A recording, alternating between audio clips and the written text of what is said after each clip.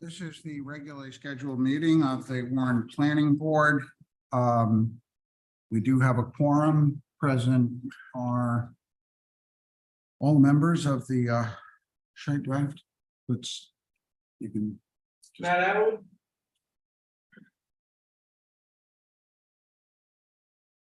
Ashley Medeiros. Brett Bobian.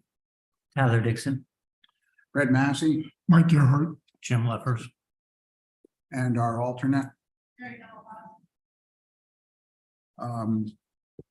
We're going to put the planning director's report toward the end of the meeting and get right into the we have an approval of the minutes.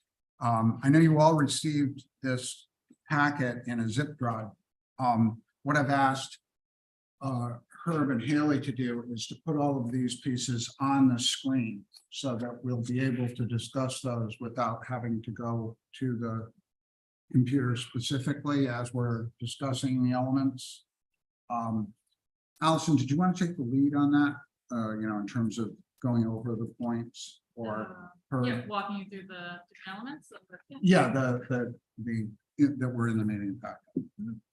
So before we get to that, were there any questions or concerns about the minutes for 7/24/2023, our last meeting? Nope. Hearing none, I'll make a motion to accept those. Second. And all in favor? Aye. Okay. So we're going to be looking, I know that when I looked at it, I was daunted by the amount of information in here. It all fits together, and this is, as I will remind you, our opportunity to make some concerns, make some comments about this. The intent of this meeting is to get these to a point where we can send them to statewide planning for their review and then response. We already have a number of elements there before statewide planning. Once those come back, we get another shot at them. So this is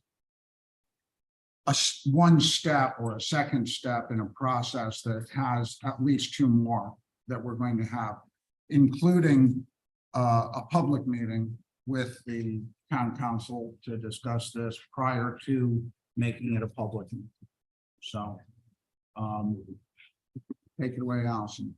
Yeah, so just to follow up with that, the statewide planning has requested sending the elements in advance of going through your local public hearing process, just so you get. Can you move the microphone a little bit closer? So you get some assurances that the elements in your comp plan meet the state requirements before going through your public. Previously, you'd go through your public hearing process locally, it would go to the state, and then if there were any deficiencies, you would have to make those corrections and go through your hearing process again. So by submitting the elements to the state and for some initial informal comments, then you have that opportunity to address those, and hopefully when you go through the public hearing process, you'll know that when you then submit it to the state for formal approval, you should be in good shape. So we have sent off last week 2 elements that the planning board had gone through thoroughly. The historic and cultural resources element, which had been submitted a year ago, but there had been some revisions based on state comments, and then the local historic groups gave a lot of great input, and we were able to incorporate a lot of content that they had provided. So that's before statewide planning for comments and facilities and services element. So for tonight's meeting, you have revised transportation element that we had discussed last meeting. So I don't know if you want to start with that. We had a few revisions, not many. One, the significant revision was related to the Parker Mill neighborhood that had been raised about maybe reconsidering the circulation traffic pattern in that area. So that was something that we added into the transportation element draft. So you can see that under implementation action AT8, I added an action there, worked with RIDOT to develop and implement an improved circulation plan for the Parker Mill area, reconsidering the rotary and eliminating unnecessary traffic signals, incorporating bike lanes and making streetscape improvements.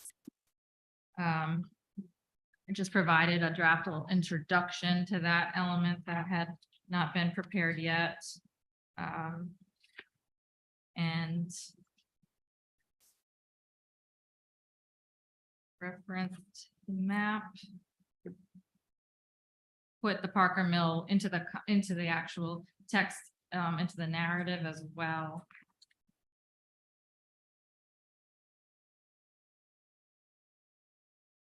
And then spoke a little bit about the sea level rise, like, the plan that's for Route 14 that's underway. So I've included that in the, or about to commence, in the narrative, reference that. I think those may have been the only changes from the draft you had reviewed last month for transportation. Were there any questions or additional comments that you felt or? So content? I only have one, which is the AT1. Do we want to highlight more the relationship of the Metacom Ave development and the need for RIDOT to essentially prioritize the changes that are needed on Metacom Avenue? I see it here, implement the Metacom corridor redevelopment plan with RIDOT. But if it were my choice, I would highlight it more, that we need their cooperation to adjust the lanes and put in the pedestrian walkways and bike paths and everything that needs to be done on Metacom Avenue. I mean, I'd echo that. Because any changes on Metacom are going to have to be accomplished by the Department of Transportation. They're out of our purview. So what we're doing here is we're recommending this, and in the responsible party, we probably want to add the Rhode Island Department of Transportation, because that, I mean, I know we're working with RIDOT, but I think in terms of getting that 3-lane road with the turning lanes, that is something that they're going to have to accomplish. I think it's a matter of emphasis, really, and that's So, sort of central to what we need to have done on so Metacom. maybe, so we have the narrative that describes it, but in the action item here, maybe bringing more details or multiple action items related to it, so it's kind of more spelled out, the Yep, I think exact that would be plan good. that we Sure. mean by that, yeah, because we have it as listed as priority 1, but just getting more details into the action plan. Okay, The other thing we may want to look at is Child Street from that rotary to the town, because that area ideally will be bypassed by the new bike path bridge. But currently, I'm not sure it's even all that safe for pedestrians because of the signs and the poles that are in the middle of the sidewalks. We lose a bike lane right at the point where it gets to that rotary. And at that point, it becomes a very tight 2-lane street. It does have sidewalks, but the sidewalks are impeded in part by, I know at one point there's a big electrical box. There are some street signs as well that make it so that it's difficult to use that and stay off the street. So I'd like to note that as well. Just for clarity, it says planning here. You really mean planning board, don't you? no, well, more planning department, because planning board I put separately, so I could put Oh, so it is, planning, like the planning function of the town. Yeah. I meant it more like the department, planning department, I could put town planner, I could put. so there is a distinction. I Yeah. see sometimes planning board. Planning board is separate, And- yeah, when it's planning board, I put out planning board, added board. But that's very limited, is it not? As to how many Yeah. times planning board is assigned, Oh, no, I felt like it was a lot. There's a lot in here, yeah. Yeah, I mean, we're gonna, like, for example, AT3, adopt a local complete and green streets ordinance. We can forward a draft complete and green streets ordinance, but it's gonna be up to the town council to implement that. Yeah, so any type of ordinances, usually I put planning board and town council because both Okay, bodies I got it. would be involved Thank you. with that approval. I had a couple, probably minor comments, just for interesting. It looks like we are not just limited to commenting on the new ads or, Oh, Okay. no, of course not. Kinda like anything. Right, everything, please, yeah. these are just minor things, but on AT2, which is, I'm jumping between multiple documents here. The incorporate green features, you talk about reducing the effect of stormwater runoff. And that totally makes sense in the transportation. Wasn't sure if I don't know how much we want to intermix the different sections, but I think that's doing that will also be in support of the PNH2, which is like under the natural hazards, which would ensure land use regulations. It would also like support runoff. It would keep the beaches open and things like that. So just, I don't know how much we want to like intermix, like, hey, we get this, and it also supports these other elements. Yeah. So that was Absolutely, yeah.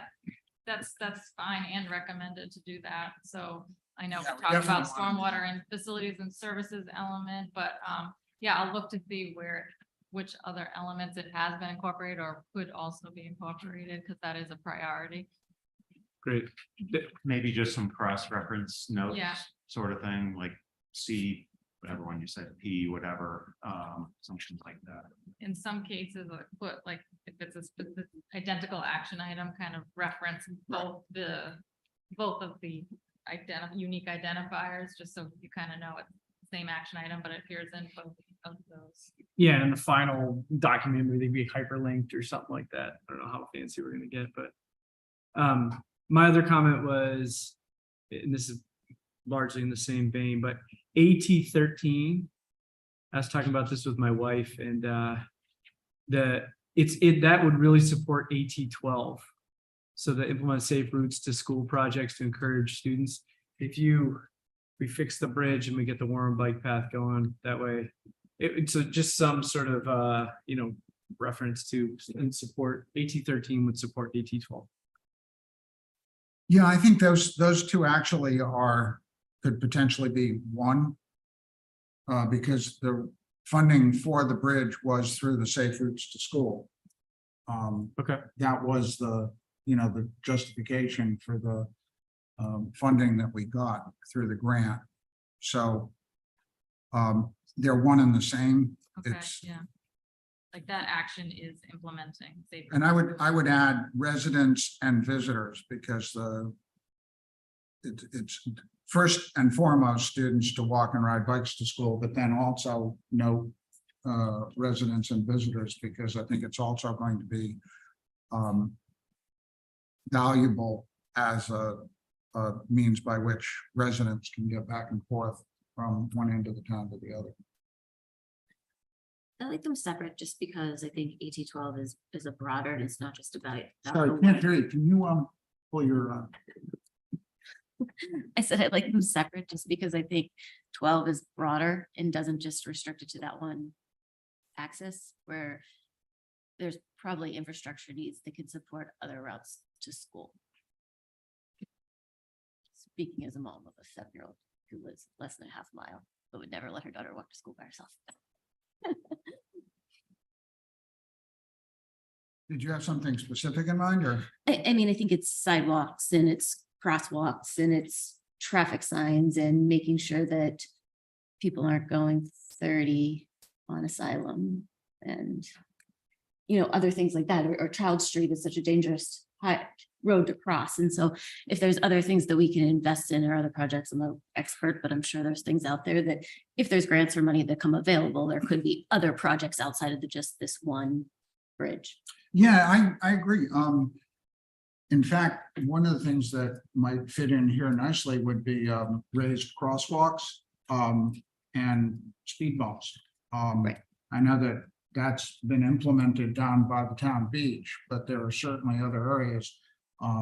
Specifically, as Ashley said, over on Asylum Road, but in other areas of the town where a raised crosswalk at the very least would slow traffic and make safer travel for students as well as residents and other living things, you know. Right. Yeah, so, I don't know if that would be, I think, under PT 3. But that seems to be more flooding. But AT 17 does leverage the use of technology to assist. I think it's in here in 12. I just wouldn't want to merge 12 and 13 because I think they state two different things, and keeping 12 because it does say implement safe routes to school projects. And so that's Yeah, what we I'd like to know. call it out a little bit more Yeah. specifically It because. doesn't even have to be related to just school and students, right? Right. It's just. No, general exactly, right. Safety on the roads, slowing people down. Cameras are great, but some people will ignore those. But if they ride over the bump and they lose their suspension, they're gonna think twice the next time that's why the speed bumps work. Yeah. And that's, I think that PT 3 might be a good place for that because that particular safe routes to school still requires that connection from the western side of the bridge over to Franklin Street. I know that that's in one of the maps that we have, but for The this, but. Potential connections map. So again, maybe it could be an AT within that AT 16. AT 16 to AT 20. We could note the possibility of raised crosswalks and or speed bumps in areas of critical concern. I would just use traffic calming techniques. That's a whole broad based label for all the things you're talking about. Traffic. And specifically Child Street, Road that's diets. what you. when you Well, said Child Street was 18, just one of them, but as Ashley said, Asylum Road is another that has, consistently been coming up.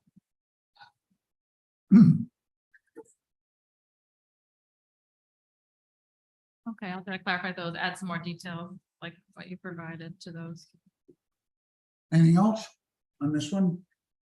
So we're going to move to send this to the state? Well, Ashley needs, we need to make the changes to it. But I think we can leave that in your hands, Herb. Just to ensure that what we've talked about went through. I mean, I'd be happy to look at it as well, but I'd like to expedite the process here if we could. Right, that's Alice and I are very good about, she'll give me things and I'll make sure that we capture the essence of what the planning. So committee discussed. that we can move to send it to the And state. I if would those move to changes are state made. with the changes discussed tonight. Okay, So I would move that we Any other- transmit this to state planning with the changes that have been made. Sorry, can I make one more comment? This is kind of just a late thing as I was, every time I look at this thing, I have different thoughts. But my family and I ride bikes into downtown to hit the shops on Main Street. And that reduces traffic and parking and all that sort of thing. There's no real, as far as I'm concerned, there's not really any good places to park bikes. So I don't know if that's something that we could add, like Yeah, a bike parking place that would facilitate. Right now, there's really expensive windows and I get yelled at by the owner of some of the shops. Get your bike off my window, which I get. So if there was a place, okay, so we need more bike parking downtown, that's yeah, and the that- action item, well, okay, we can add that.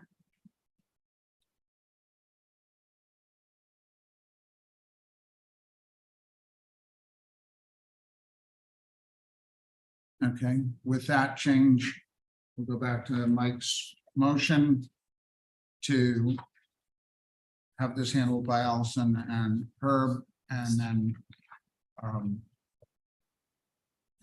second, and all in favor? Aye. Those opposed? Okay, land use.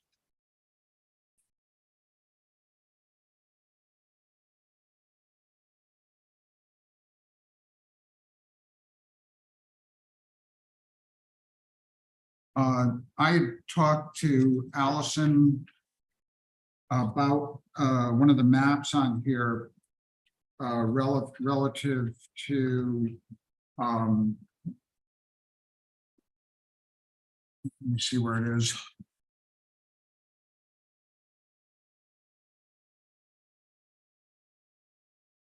Protected open space, would that be the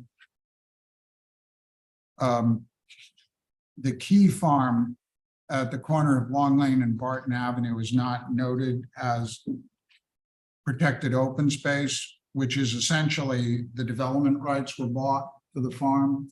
So if you look at Barton Avenue, that's an area that is in dark green and number 4 agenda comp plan, Rye-Coast map R2 protected open space. I don't know if you can. Sorry, which file are you open on right now? It's number 4 agenda comp plan, RCOS map R2 Map R2. protected open space. Roger. The dark privately owned protected open space is essentially the land whose development rights were purchased through grants by the town. The Key Farm to the west of Long Lane, there's a significant amount of land there that needs to be identified within that map as protected open space.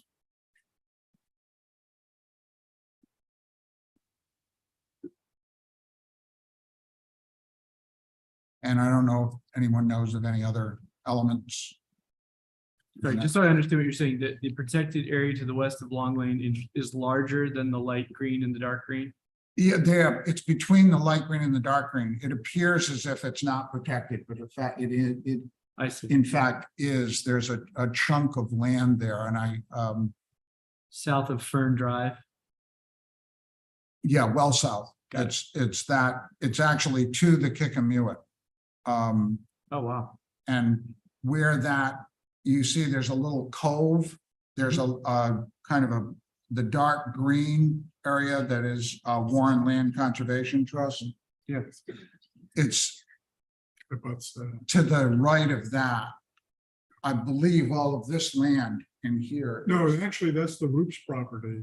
No, this is the Roots property. This area, No, I don't think so. no, I know for a fact. This is, they're down, they're on, oh, I'm sorry, you're right. This, But the Key property it's just outside of the turn onto Barton Avenue where the Roots property are, so that right, so it might be goes that over green here. area. That's, no, that's not it, because it is all of this area down in here. Except for, I know where you're, see, I don't know why that, oh, Long Lane, okay, there This we is are. like at the end of the, This is the middle route, school. yeah, this is their property right. right here. So the Key property goes over to here. I think that's one, yeah, not two. Anyway, we need to have that down because it's not there right now. So I'd note that not all of the land trust properties are listed here, Okay, and I will get you a map okay, with them. okay, But they're not, there are 5 listed on the open space list, but there are about 15 of them altogether. okay. And so great, I will yes. get you a map with all of the Warren Land Trust properties. Okay, so then we'll update the table and the map, and then also that would also reflect on the future land use map as well. So if there's anything, yes. So on the future land use map, it has a significant amount of land that is indicated as future land use of agriculture. Virtually all of that land is zoned R40, which is not conducive to agriculture. And I can't find any, like, because R40, for instance, if you were to buy like 10 acres out of the R40 area and you want to put like agriculture on it, you wouldn't be able to build a shed or a barn or anything like that without first putting a residence on it, which is like, it seems to be a contradiction for our desire to have open space if we don't allow any practical use of that open space by farmers. The only agricultural land we have, or when you look at agriculture, it just designates to farm conservation. So it's only, where it's been permanently dedicated for tax purposes into farm conservation. Or, you know, are protected in that way, but not just use for farms. Other than the existing farms that are operating with their land and it's under zone, like for instance, like the Sousa farm, all of it is zoned R40, but it's operated as a farm, so nobody, you know, holds them into R40 standards as far as like what they put on their property or anything like that. But if they were to try to like sell half of it to another farmer, I don't know that we would we permit that? I don't think that's the problem. What happened was there was a determination that agricultural land should be designated agricultural land rather than R40. There was a resistance to that on the part of some of the landowners who wanted to have the right to sell their agricultural. land No, I as understand. Residential.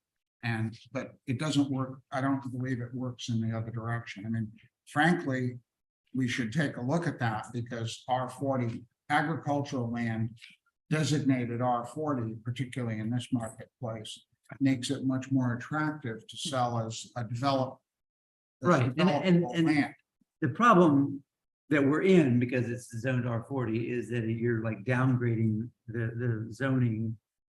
You know, which would effectively decrease the property value for the current landowner. So they want to keep it at R40, even though they are using it as agricultural. Yeah. But if it just seems to be a contradiction in our, if we're drafting a long-term plan where we have this whole area, significant acres designated as agricultural as for our long-term plan, but we insist upon keeping it R40, and there's no, I don't know what the solution would be, because I know you would run into difficulty like changing the zoning to an agricultural zoning, but there could perhaps be something, you know, something the town council could look at that would be a modification to or a supplement to the zoning that would allow for some form of restriction or something that incentivizes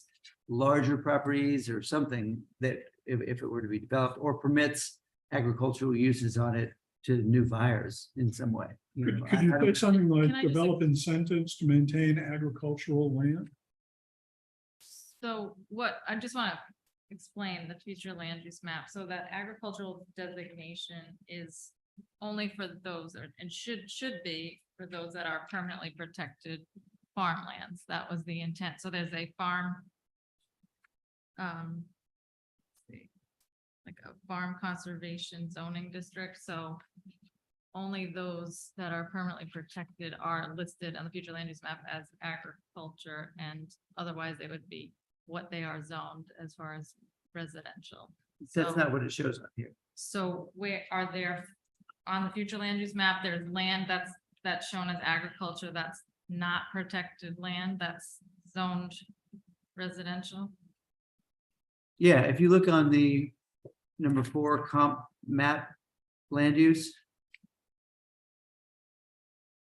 Anything that there's a whole section on there, all those little green dots. And it shows agriculture. Almost all of that is R40.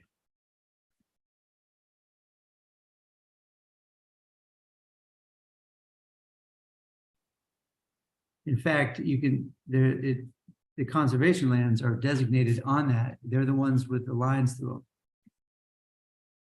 I'm not seeing, so I see the darker, it's like a more of a mustard yellow, that's zoned FC, farm conservation, that's, Which, That's let's what's get our all on the agriculture. same map. No, what I'm saying is that if you look at the comprehensive plan 2022 existing land use map, oh, yeah, It- that's just a state layer, existing land use. yeah, That's so not something that the town prepares.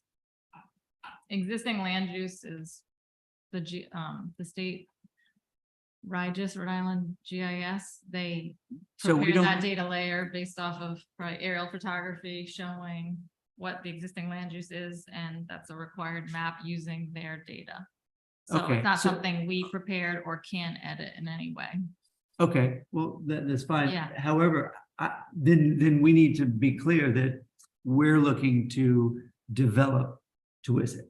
Because our land use plan has essentially developing almost all of Tuisset as residential. So the future, on the future land use map, we're showing residential all over to us, so that's what you're saying? Yeah. That's the concern, that. Yeah, and is that what we're saying? Because like, I thought, I mean, I don't know if, I mean, if that's what the town wants, but I don't know that that's necessarily. Well, it's zoned low density resident, it's the zoning districts. It's on future land use map as low density residential reflecting existing zoning. Yeah, but the existing zoning is something that overlays nothing that's there. It's all farms. Is the problem if there's no other zoning that can be put in here unless Yeah, a that's what I'm saying. person- We don't have any agricultural zoning code. There's Well, nothing. it's a zoned. permitted land use in any zoning district. It's always a concern to. We don't want to take away any private property rights or. Well, you do Fair. though, because when you have R40, you can't operate in an R40 as a farm unless you operate out of a trailer or or you build a house on the property. Because you're technically not allowed to build any structure on an R40 lot unless there's a personal residence on the structure first. Oh, that's 100% accurate. I think under an R40, for example, it's permitted a commercial raising of crops, commercial raising of the animals, excluding hogs, commercial stables of water and horses, commercial nursery greenhouse. But Those are can you permitted build those? uses. That's the principal use. You certainly can get accessory structures related to the principal, as long as it's incidental to it. So I don't know, I mean, it's fact case by case, but overall, it's allowed. Yeah. We Okay. could further explain within, I mean, that's good to know. Because I was told previously that you couldn't, and that was like one of the things that we're running into. But I mean, if you actually can build, That's the primary use, agricultural. And then accessory uses, accessory structures, as long as it's linked to the primary use, then I can see a lot. Obviously, there's other restrictions in place that, Mhm. you just can't pop up. no, But yeah, the answer overall, is yes. And the issue here is that there was, it is a concern because what constitutes a taking, in terms of what land is worth. And I think at one point it was a 2-acre zoning that was implemented at one point for the agricultural lands to discourage development of the farmlands. But that had a sunset clause and nobody had the courage to sustain it at that time. So the R40 is essentially an underlying benefit to any existing farmer who can conceivably say, I'm done with farming, I'm going to cash out. And that is true throughout the state, I think, isn't it? In many towns and cities that agricultural land, the owner of that agricultural land has that potential unless the development rights were bought. But it's taxed as R40, so it's developable, so it's taxed with a higher. I'm not rate. sure it is taxed at the same rate that it would be if there were houses on it. and it could be in the farm forest and open space program, and that doesn't necessarily mean it's permanently protected, it just means that you're receiving a lower tax. I can explain further in so low density residential designation. Give more narrative to that, explaining that there's a lot of that land is currently agricultural and that is encouraged to continue, kind of explain that. I have some language that I use in Middletown that gets to this topic, and so I'm gonna try to pull that in to try to explain that we do want that land to continue to be agriculture, and that's encouraged, but also, making sure that we're not raising any concerns with people trying to suggest we're taking away residential development potential Right. or their land value when they need it to utilize Could it. could we put in a different color or shading? Yeah, too close, the yellows, is that what you're saying? Yeah, which well, one? yeah, I mean, I'd Those rather, two. like something that's closer to green than yellow. For, in those areas that are currently agricultural, so that it doesn't appear, as Tyler was saying, that yeah, that's, hey, great place to develop, Right. okay, I'll incorporate Okay. those changes. Great. I have one more suggestion. Under implementation actions, the first one, adopt a form-based code for the Metacom project area. We talked about adding something like "and other appropriate areas of town" to cover the remainder of Metacom Avenue. That's within, I'm sorry, what section of the land use element are you in? I was thinking about the implementation actions. Implementation. We're under which Okay, policy? adopt form-based code for the Metacom. Ensure municipal land use regulations are consistent with the goals. But this is the first implementation action. Talks about adopting a form-based code. And we talked before about it possibly being done in other areas of town. Correct. And that was where I thought that map from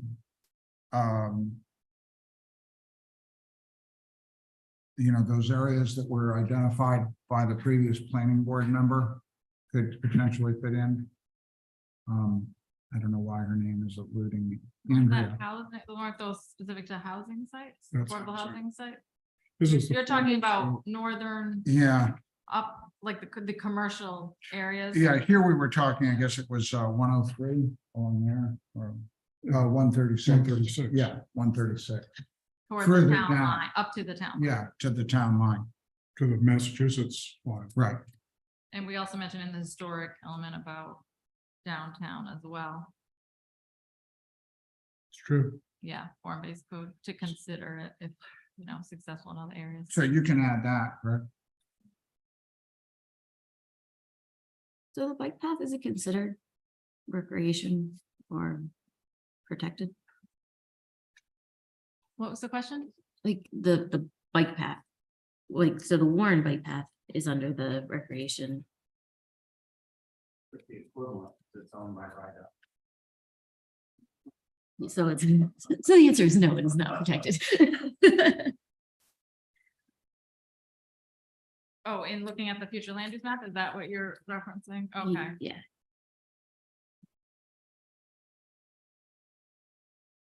You saying you need those on there? I mean, it is owned by, I don't know how that works, though.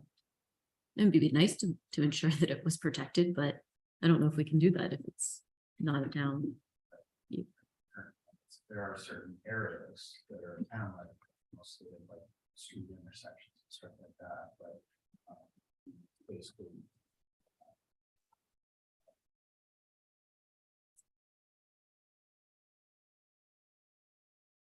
Do you want to talk more about the future land use map? Is that, so is there a parcel that it's designated? What is it designated now? What are you seeing on the map? The Warren bike path is showing up as. So the Warren bike path is showing up as recreation. Whereas the East Bay bike path is just in Which one are you looking at, Ashley? Which map? the future one, I believe. Future land use map. Yep. Is that And- LU3? or- LU3, yeah.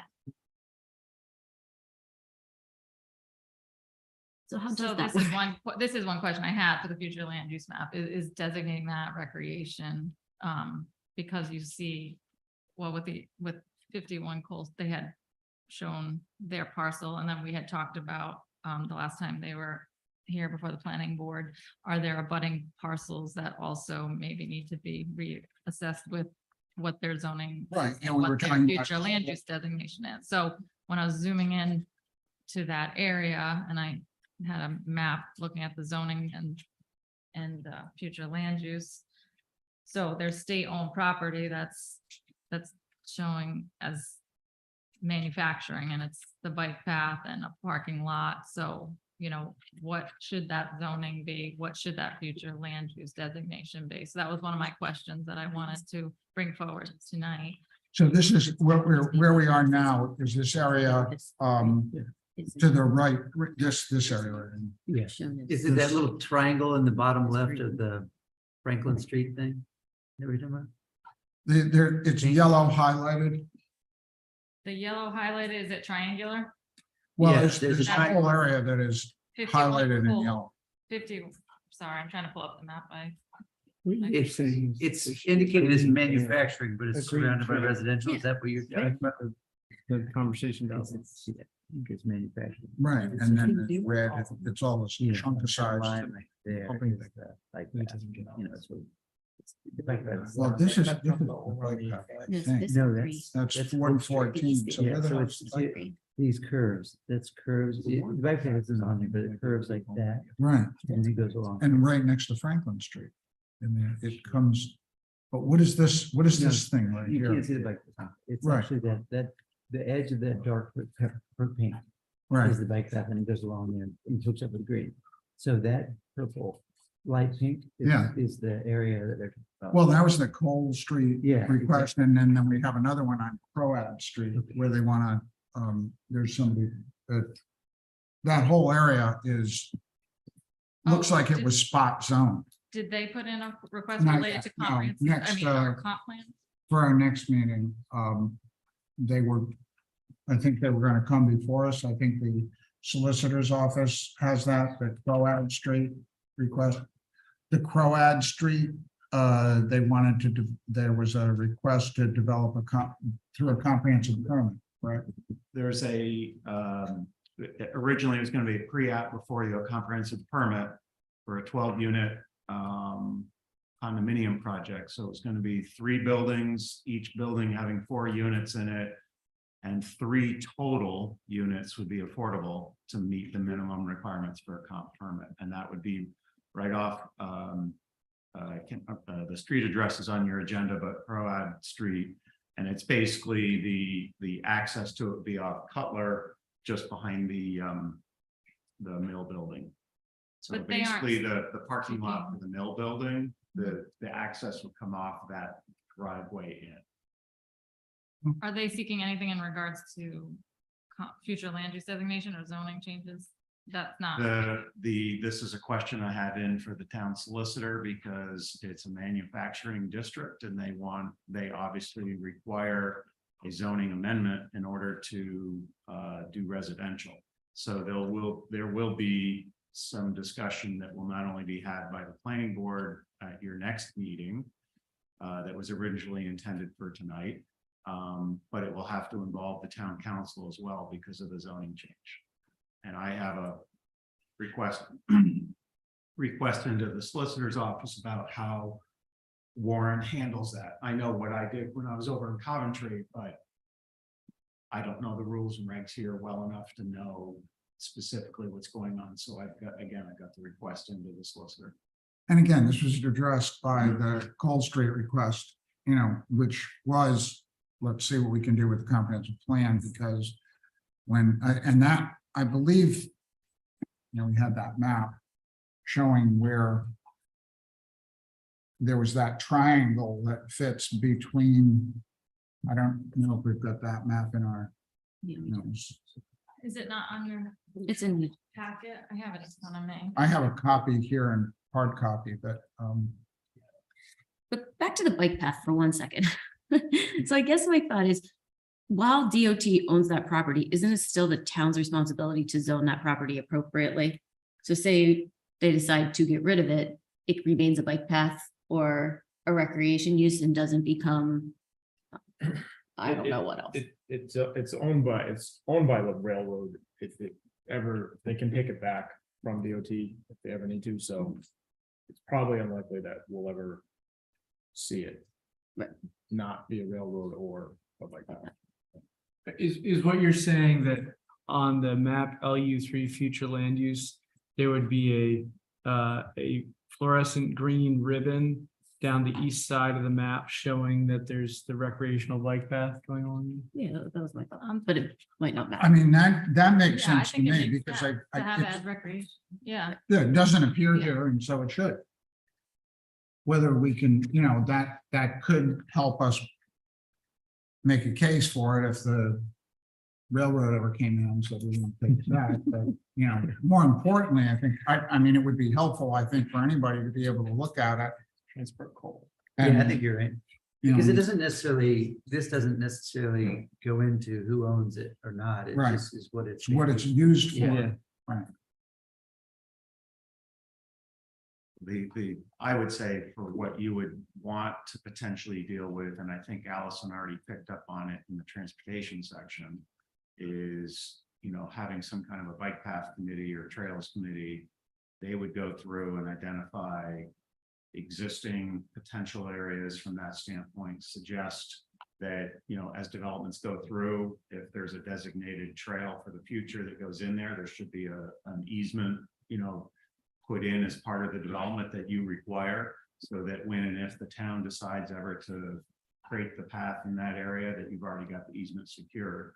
But that existing map and or with the overlay of with the future on it can serve in part and parcel what you're having discussion on right now with regard to the future.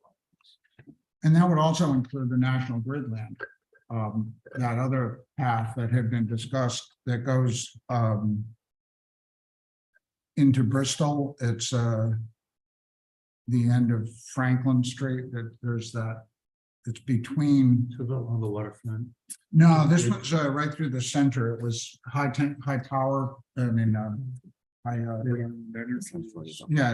was National Grid. It's now Real Energy. That one's not here, but that's another one that perhaps we could put on there, because National Grid at the time was willing to have us do it. The problem with it was that it went through wetlands and it was going to be very expensive. I think several $1 million to make it work.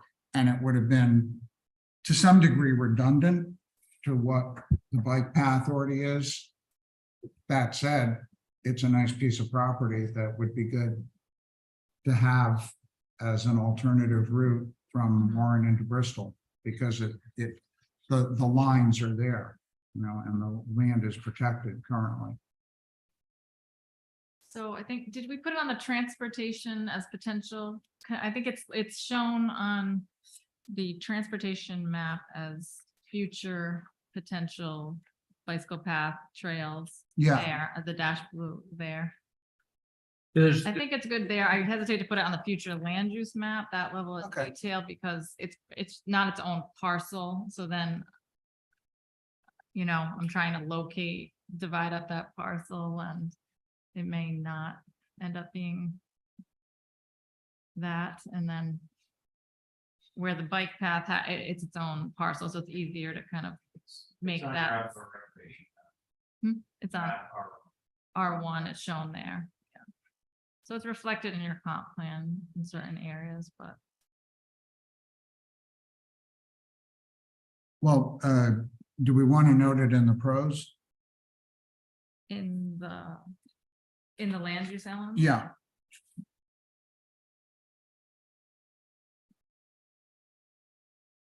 You know, the concept of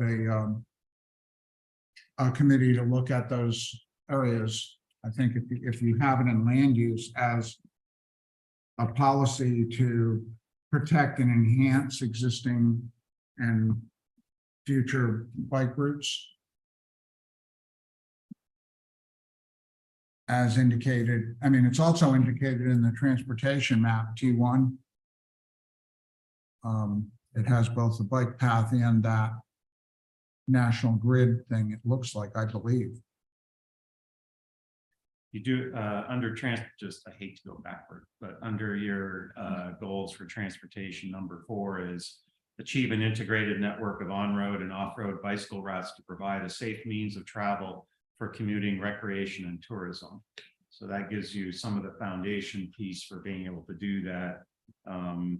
I can't remember if we had a bike or a path committee in here or not. That's the only thing I can't remember, Allison. I don't call it an actual committee. I think there might have been some reference to a bicycle plan, but I have to go through the language, but I can look through that. But maybe combining that, I could add that, you know, maybe it's the bicycle path committee that, you know, prepares that plan with assistance. Yeah, or at least charge the, Yeah. don't we have a, do we have a rec committee in town? So at least charge the rec committee with doing that, creating a network of trails and paths that we can put on a map. Well, again, To more formalize that. I'd like to have in the transportation map that national grid, which actually doesn't appear in that map, that it cuts through, it's, I think, goes right through the Vernon, Seymour, Fatima Drive, Canario Ridgeway Drive area. Yep. That's where that national grid piece is, and it would be good to show, I mean, it's clearly not an existent route, but it's a potential route. Yeah, one of the transportation maps, I don't have the label on here because it got cut off, but it does show right here. Yeah, right. I see that. Yeah. And I think the transportation plan, it has the whole section on bicycles, which you put the committee thing in that. Proposed potential location, yeah, so it is there, okay. It has prepared bicycle plan, which like, I mean, That's kind of what I'm getting. yeah, right. Yep. And you have a Okay. committee to do that. Anything else within the land use? It, just so I have understand where we landed on this. Are we, talking about for map LU3, which is future land use, adding a feature? If I now jump to map R1, which is outdoor recreation, it's got that blue line. That's the outdoor recreation. It's got the blue line that shows the bike path. Did we land upon adding that same line, but in light green to map LU3? Did everyone follow what I just said?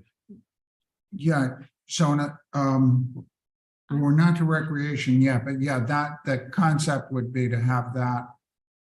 The broken blue line included as a potential, that's included in the transportation map. He's asking if you're gonna put it also in future land use in the appropriate color. Right?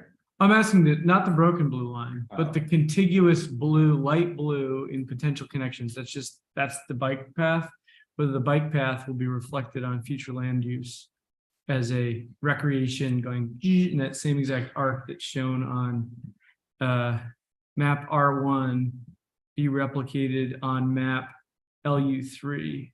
Yeah, I agree. Great. I think it should be. I just want to make sure that's where we landed because it was unclear to me. So if Well, I'm, I mentioned it's a little bit, it's not its own parcel, so it's a level of detail, but I can just put the line on top if you just want those lines shown on the future land use map of all those blue lines that are the dash blue lines that are reflected on the transportation map, reflect them also on the future land use map.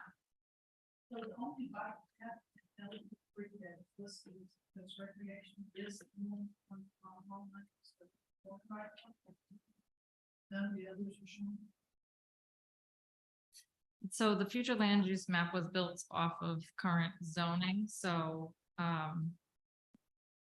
like we just noticed in that case where it's shown that the East Bay Bike Path is zoned manufacturing, so it was shown on the future land use map as manufacturing, but we're gonna update that to reflect it as recreation. So I will go through the map and identify other parcels that are East Bay Bike Path parcels and put them as recreation.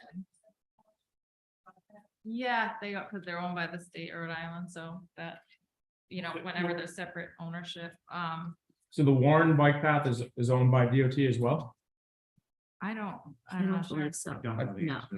it's, So I think if the Warren bike path is a separate, if that's belongs to the town, then the two colors should be different and they should be labeled distinct, to be distinguished from the East Bay bike path and the Warren bike path.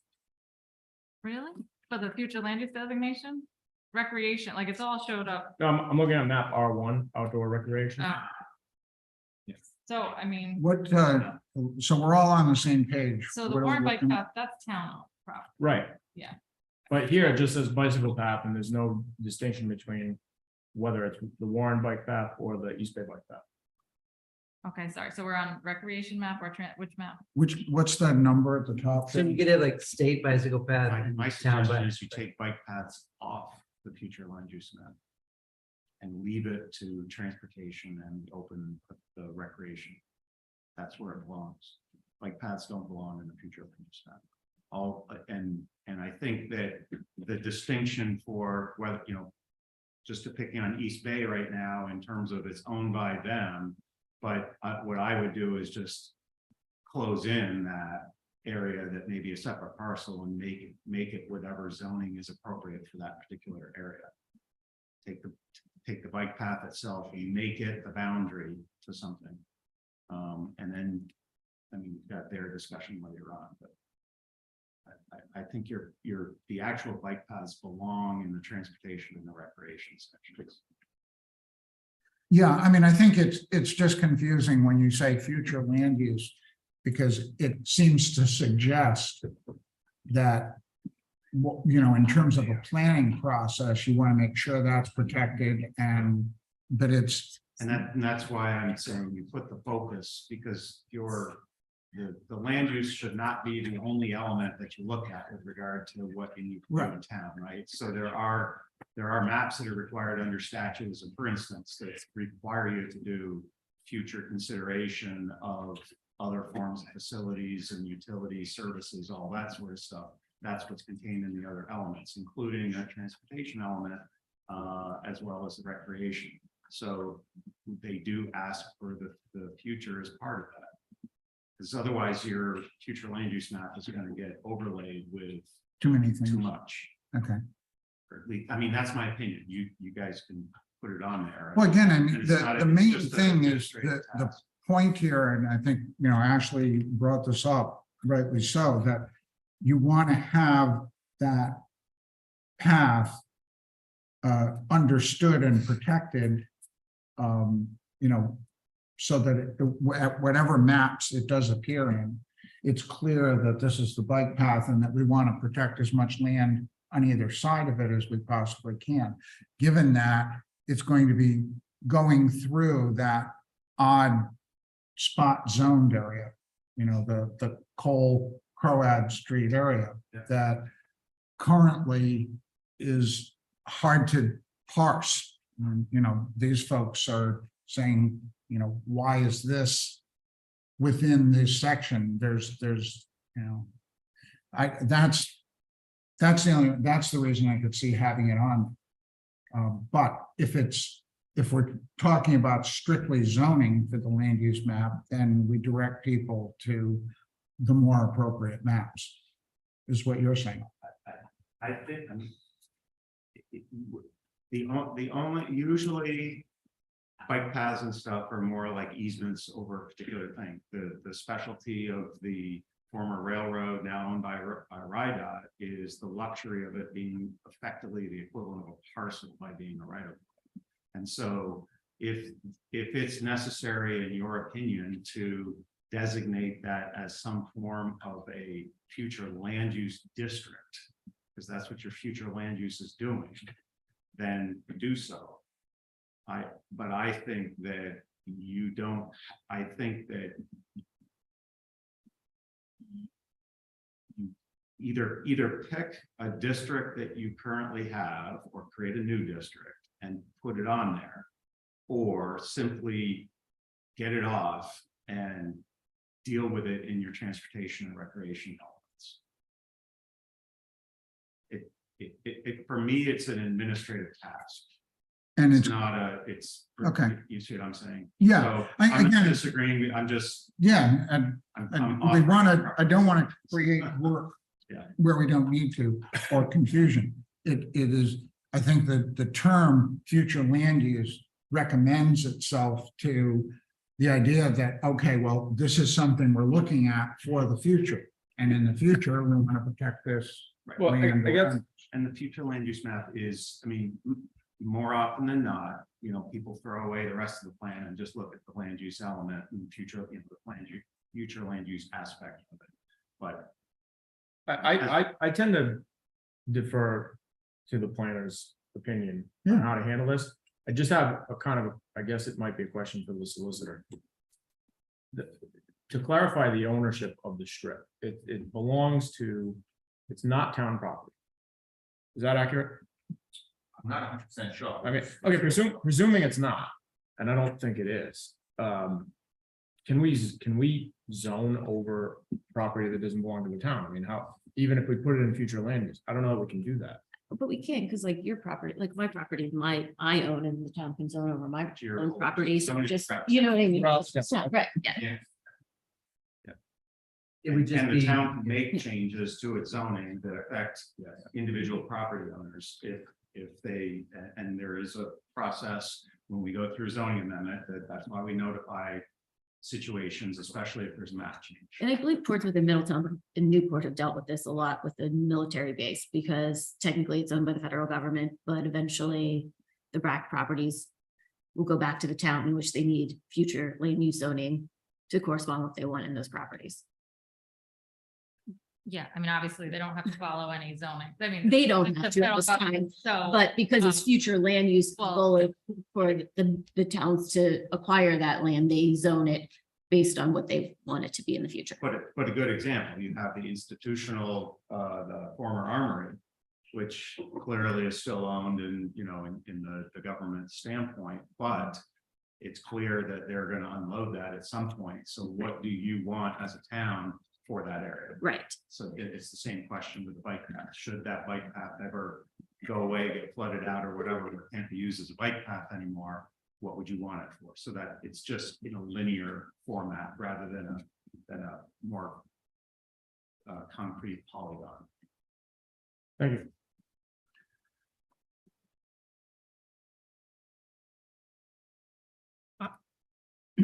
My last comment on this, I was trying to pull up the agenda for when we have our public hearings and stuff.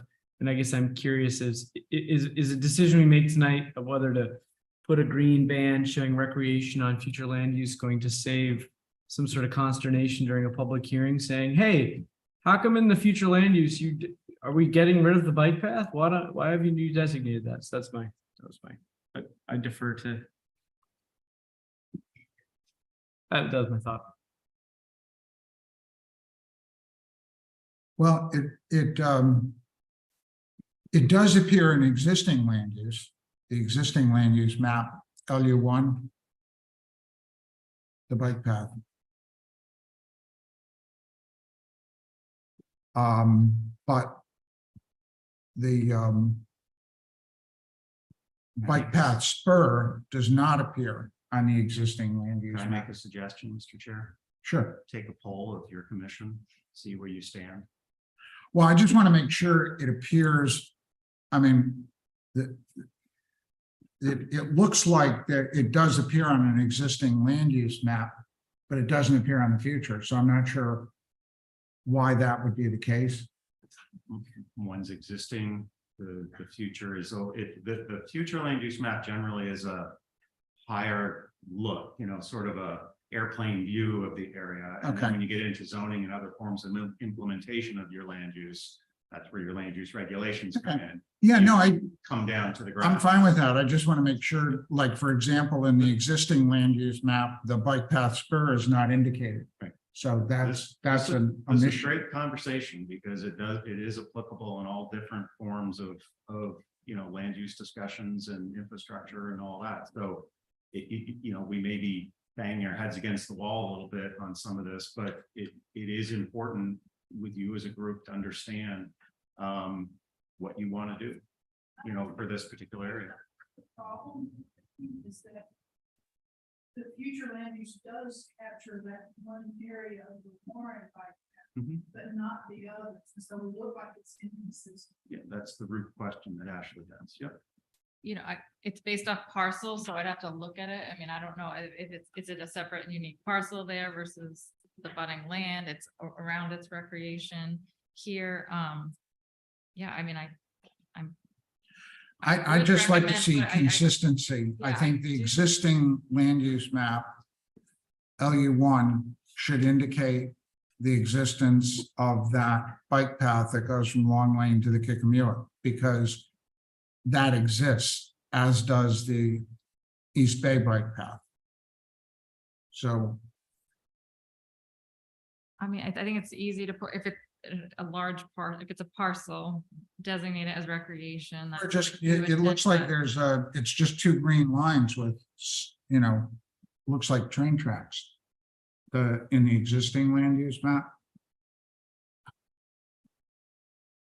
The LU1, LU1. isn't that the one that we couldn't change? Yeah. LU1 is just a state layer. Okay, That's not something I prepared. I got you. That's, So, Mr. Plan, what's your recommendation? I'm still at the point of just like, might be good to just take a poll, that way you. Well, you had made a you recommendation. understand, but I mean, my recommendation is that you just either leave it the way it is or get it off. And just let the transportation and the recreation elements carry the day. But again, administratively, it's not a big deal to, if you want to, you know, play it safe from that standpoint, transportation and recreation will deal with it as well. But we can make a level of, try to make a level of consistency of the delineation of the bike path. But you know, it's the main artery bike paths that we're talking about, sort of arterial type of bike paths. We can put that on, and I'll work with Allison just to make sure that we've got the proper shading for how you want to do it. And it would be, the way I would work with Allison is to sort of basically create some level of a designation that's for bike paths specifically. versus just Talking about- leave it as recreation though? What, would it be? If it's gonna stay on the future land use map, either get it into an existing, get them Yeah. into an existing designation that you already have, or let Allison and I just create a designation that relates to, important recreation infrastructure or something along those lines, and we'll use the same color for both the East Bay and the draw a blank on the other one, the Warren Bike Path. Because the LU1, which is, I guess, the state where everybody's saying that they show it, they actually just show it because it's conservation land. They show that it's designated as a conservation, And that would be, I mean, that's kind of the railroad. where land you go between- anyway, in terms of sort of conservation land in that instance, but. And then on asylum, it just doesn't really show it. It shows a line through it. I don't know. And then it shows on Long Lane, it shows a road. Transportation. So they're all different on that same map, you know. I mean, what we can deal with are the maps that we have control over. And what you're saying is that the existing one we can't play with because that's the It's state. just, it's a state data layer. Right. It's existing. I mean, there may be errors in it from that Yeah, standpoint that and I'm not aware of, but It's supposed to They- give a town-wide look. It's really, this is not a parcel level. The existing land use map, that's not, you shouldn't be analyzing that on the parcel level. Okay, Just trying to give you a general idea of the makeup of the land uses. It's also across the 12 town. years old, so I don't know why it was sweating. You know, no, again, I think what it comes down to is, the concern that we want to have something going before the public that we understand and we can describe clearly and not have somebody say, wait a minute, what the hell? Why is this? Just so we're in agreement about what these various maps mean. And we can immediately direct somebody to the transportation map, that would indicate, okay, what you're interested in is the transportation map, or as opposed to the future land use map, which is much more specific to particular zoning areas. land use, yes. Your zoning needs to implement the town plan, but it need not be controlled by it. According to Vermont. case law. Okay, But, yeah, So you're getting the future land use, giving the general guidance for the vision of the communities moving forward. So again, administratively, we can make the changes. It's what you guys are comfortable with as a group. So that kind of plays into what we're supposed to hear later with the property near the bike path that is very awkwardly manufacturing. And looking at the map provided, so most of that land is state land, so talking about what do we want that state property, if ever is returned to the town, what do we want that to become? Which then plays into their same, because it's in that same. Right, because it's because it's a big linear parcel essentially, and the struggle that you're gonna have. It's sort of the reason why I kind of take it out, it's just sort of like you should collapse in, so for lack of a better term, what's around it from that standpoint, rather than worrying about the linearness of it, and look at the general categories of land uses that are around certain areas, because it's not uncommon for bike paths to go through manufacturing. It's not uncommon for bike paths to go through ag lands and all that sort of stuff. Because usually it's either an easement or given property or something along those lines. And that linearness is going to go through a whole bunch of different land uses as you're biking through. In this particular instance, it's one property that runs like a snake through the town, right? So I get what you're saying. And I know this bike path is extremely important, but a couple of them are very important to the community. So as the newbie, I would rather that you deal with it in separate elements, but because it is extremely invaluable to you folks, override me, because I'm the new guy in the block. If this is that important, then it's better to err on the side of conservativeness in terms of your designation. And if you have more discussion, once you get out of this whole process and you kind of have a better idea of what you want to deal with, you can, the next time we do an iteration update of the plan, we can fix it. Is it more common to have, as part of a comprehensive plan, like language and narrative that suggests designing a sort of interconnectedness of bike plans and then allow developmental process to find those spots as it goes through? What I found through my entire career is that more and more communities are moving toward, if they haven't already, the bike path or the trails committee type of thing. And they look at all the parcels in town, what are important, view sheds and all that. And then they start drafting lines, connecting those nodes, and that evolves into the network trail of paths that becomes a map that goes in the town plan. That town plan is used in the development review process to say, this is what our trails committee, what gets adopted. These are the important arteries for our thing. So as those, again, like I said, as those developments come in, you start to gather easements so that when the town 50 years from now or longer decides that they do want to install that, they get a grant or something to do something, it's a lot easier to work with an easement that's already in place than perhaps a whole entire set of property owners along the way. That's all. So that it's just, it's that, I'm just trying to make it simple in terms of the thinking process. There is complexity to it, but you're trying to help the planning commission for the future. So it makes sense to make it that state-owned property. Right now, it's village business, which is mixed use. I would say that's probably where I would lean in that whole industrial, not being used industrial gray sliver there that encompasses the bike path in that area. I think that bike paths can just be overlays to Yeah, particular zoning districts or land. That's why I don't particularly care to have it in the future land use. Because it's important in the other elements that you've identified, that whether it's textual mapping or other form of exercises, and that you don't get caught into this situation where there's an existing bike path or you want one in the future. Basically, what you want to be doing is gathering those easements, or if get a right of first refusal from RIDOT if they ever decide to, unload it, which I don't think they ever will. And then work with property owners and stuff along the way that you don't have those kinds of easements already to say, hey, we'd like to put a bike path. Right, so that makes sense. And so, but I think it's still looking at that area, like you said, using it as a line and being able, because right now that area has purple, gray, brown, red. There's a whole patch. And so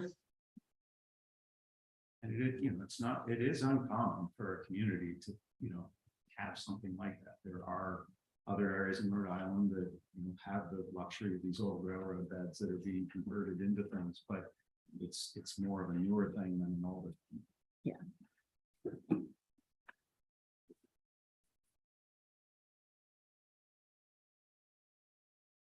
I'm good with that. Makes sense.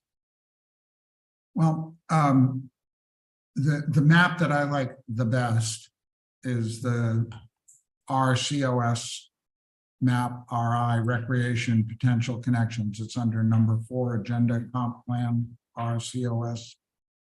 Map, map RI Recreation. That's the one that shows the existing bike path, both the spur and the East Bay bike path, and then with a blue broken line, the connection. That's good that it appears in recreation, but it has to appear somewhere else, because that's a reality to me. That, and by the time we're done with this, that bridge will be finished.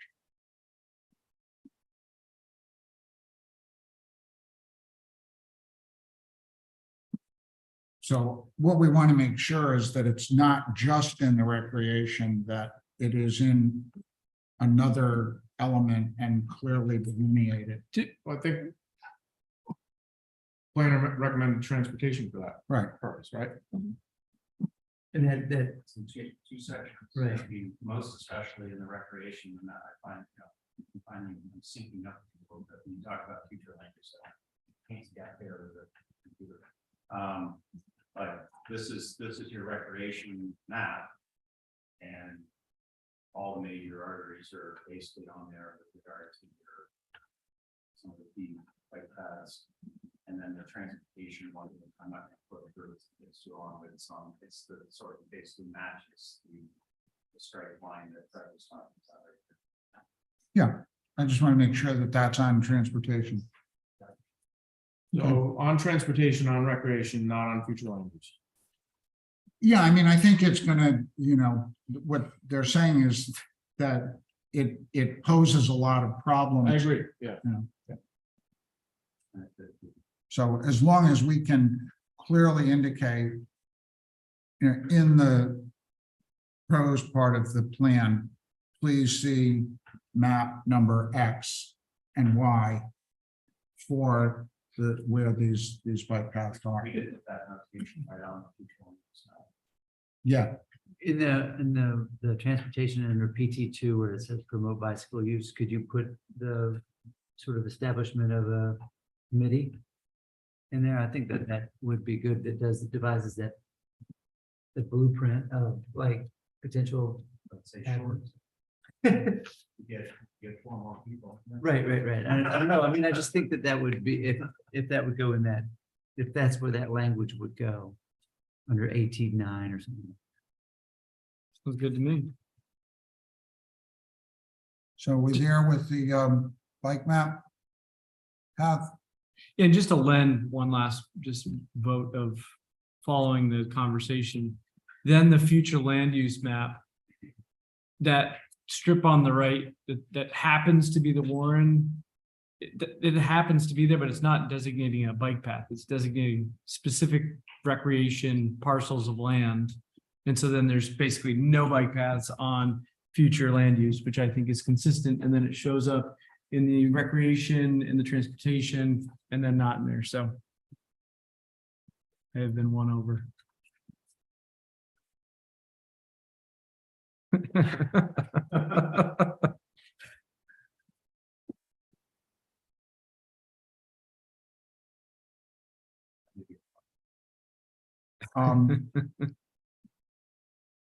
And so anything further? A recommendation? Question I request? had was about public, like a designation public for future land use. So a lot of the like town or state owned buildings, they're just within their zoning district, I guess, not necessarily there's no public zoning in town, right? Correct. So, I don't know if you want to put that on the future land use map. Or like some of these state park, Institutional things that yeah, gather education. right, your schools, police, fire, town hall, there's state buildings here in this area we're looking at. What should those future land use designations be, you know, is there just a public category that we could incorporate? Just a thought, some communities do have that.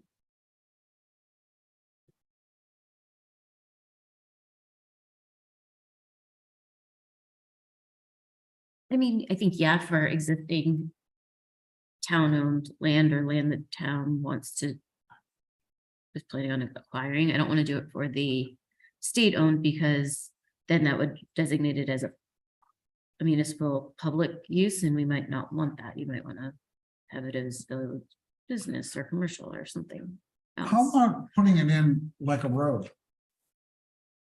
I mean, how about just designating it? There are roads in the future land use map. And that's essentially what the path is. Similar to the previous discussion. Well, Similar to the previous discussion, you have an element, you know, that has community facilities in it. And typically, you know, you can have a map that has your community facilities on it, including those that are existing and proposed. Yeah. So But if- as a if for we've instance, got a fire one- station like a new rescue building. but to me, we've got 114, we've got Franklin Street, Vernon Street, Seymour Street. I don't see why simply a gray line, two gray lines going through indicating that those are the bike path would do anything other Yeah, I was like, than. what are you about? Well, So- You thought you were talking about the town building. no, no, I'm just talking about the bike path, that we treat it like a road. It's a means of, and in the future land use map, there's Franklin Street, Vernon Street. You know, it's kind of random what streets are shown and what aren't. So I think, you know, simply a gray line going through the future land use, so people say, hey, yeah, there's the bike path. Well, but that You hasn't could been do that, I determined, mean, that's, has it? Well, I think you could do that. yeah, seems I mean, I'm just. That's it- just like as the roads are there to show you, the roads provide you with, on the future land use map, to give you an idea of where you are in town. Right, context. So you. And so we yeah, put in so- that for context. But I would hesitate on those I don't want to make it too busy and say the potential connections. But like he's that just saying the are established one like- on the East Bay, right? Well, You're just saying the established one on the. yeah, west. the established one in the East Bay and the established one that goes from Long Lane to the Kickamuit.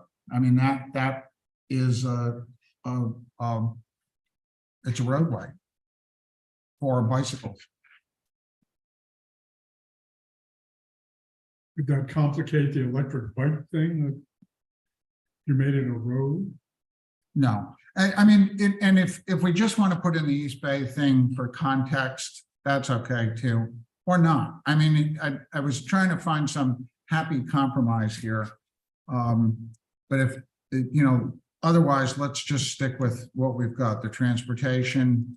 It would seem to me, you know, I personally, because I know the bike path so well, it would serve as context for me, the East Bay bike path. It's existent, it's as much a it's as much a route as Water Street, and certainly probably more heavily traveled than Fatima Drive or Canario Drive. If you made a motion to add a gray line, I would vote for it. If we didn't add it, I wouldn't have heartburn either, but I like the idea for context. Yeah, I mean, I'd like to see it for context. I mean, I would reflect it differently than the road. I wouldn't put it as, you No, know, you I'll wouldn't. reflect it as a different color, but Yeah. yes, I could add that in for Okay. context. Yes, absolutely. I think that may satisfy it for now, because I mean, this is not the reality of what we're gonna do. The recreation is probably the closest thing that we've got to, this is what it's going to be. Because it isn't in existence yet. In terms of the zoning, which is part of this, and was the request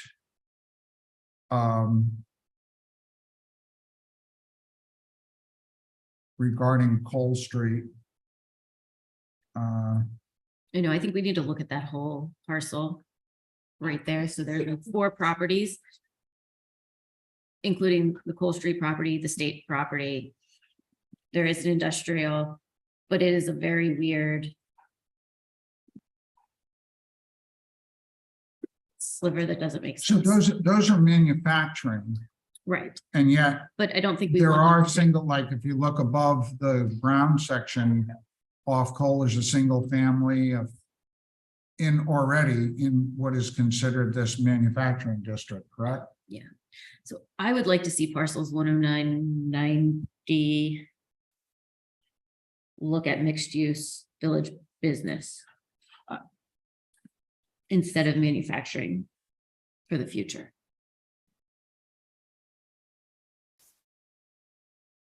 I'm a bit turned around. Did we switch over to, Yeah, we switched Cole over Street? to number 4 comp 51 Cole existing zoning. Because great, I think it makes it like, so yes, they want a zoning change, but if we're going to do it, we might as well do it the right way and look at that whole parcel. Right, And so I'm on the GIS map because it's a lot easier to see because you can see the parcel numbers and it's much clearer than any of the other maps.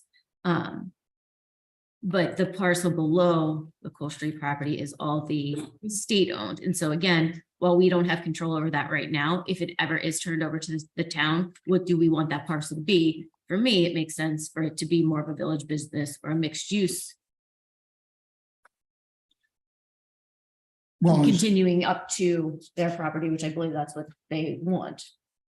I mean, clearly, there's already violations of what would be considered manufacturing because we've got. I mean, you can see there's 2 single family.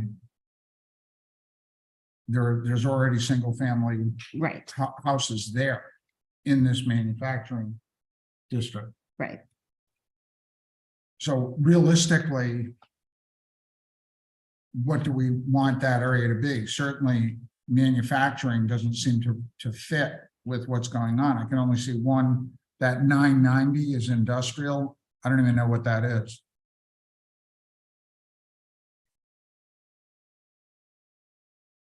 There's more family and commercial going on there than there is manufacturing, in other words.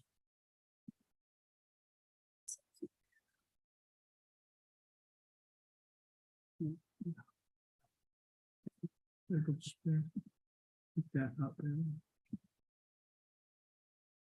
Just. Then I can open the scene exactly. No. They're just, I think they're here because they have requested that we put this in. If I'm not mistaken, you're here because you had requested that we consider this in the comprehensive plan. Yes, and if you have any questions, we're happy to address them. Yeah. Otherwise, we're happy to just- Yeah. that's what Are I we on the figured, right, you know. I think that's, you want to be able to do more Yeah. retail business, commercial business than, Village Business District for 51 Cole Street is what we formally asked for. You know, I don't know what the other property owners would want or wouldn't want, so I'm reticent to speak for them, but. We have no opinion if it's the whole area that's village business or if it's just 51 Cole Street. We think you can do just 51 Cole Street because it is immediately adjacent to the village business district, so it wouldn't be considered spot zoning. But if the commission is inclined to go further than that, we wouldn't have any opposition to that either. How about R6? Given the uses, the current uses of the property, we don't think it makes sense to be solely residential. There's existing commercial in the 51 Cole Street property. And you want to maintain that? And ideally, it would be some commercial and some residential. There were residences in this property for approximately 20 years. And then when my client purchased the property, Right. the zoning department said, hey, you know, these residences are non-conforming and they have to go. So now my client's in a position where he's got vacancies, he's got some uses in there, but then other uses like a hair salon, for example, might be a good fit there. And it might be allowed in the village business district, but it's not in the manufacturing. So we're. Right, but is in the R6, there is commercial allowed within the residential. I don't, you're not typically. But this is. R6, okay, so those commercial units that are noted within that R6 are non-conforming. Correct, and the residential, they manufacture the same thing, yes. Okay, yeah, just wanted to be sure. So, you know, we think village business makes sense. There's village business right next to it. It would allow for the broadest use for my client.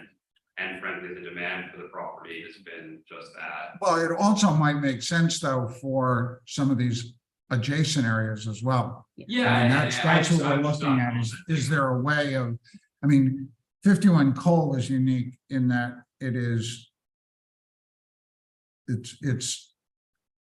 kind of an island, you know, Yes. that's the, However, again, but the property directly below it right, is the state-owned property that could become a Warren property at some point. And so we don't want to keep that manufacturing. I wouldn't think it would make more sense specifically with housing issues and things like that to have a mixed use along that bike path for economic housing reasons. And so just instead of doing this one property, looking at the future land use and saying, okay, at least these 3 parcels should be moved to village business. Right next to it, there is a property that is half in R6 and half in manufacturing. where's that, Ashley? I Down know, toward I the don't know why bottom? it's not. I don't know if you know. Yeah, for some reason, yeah.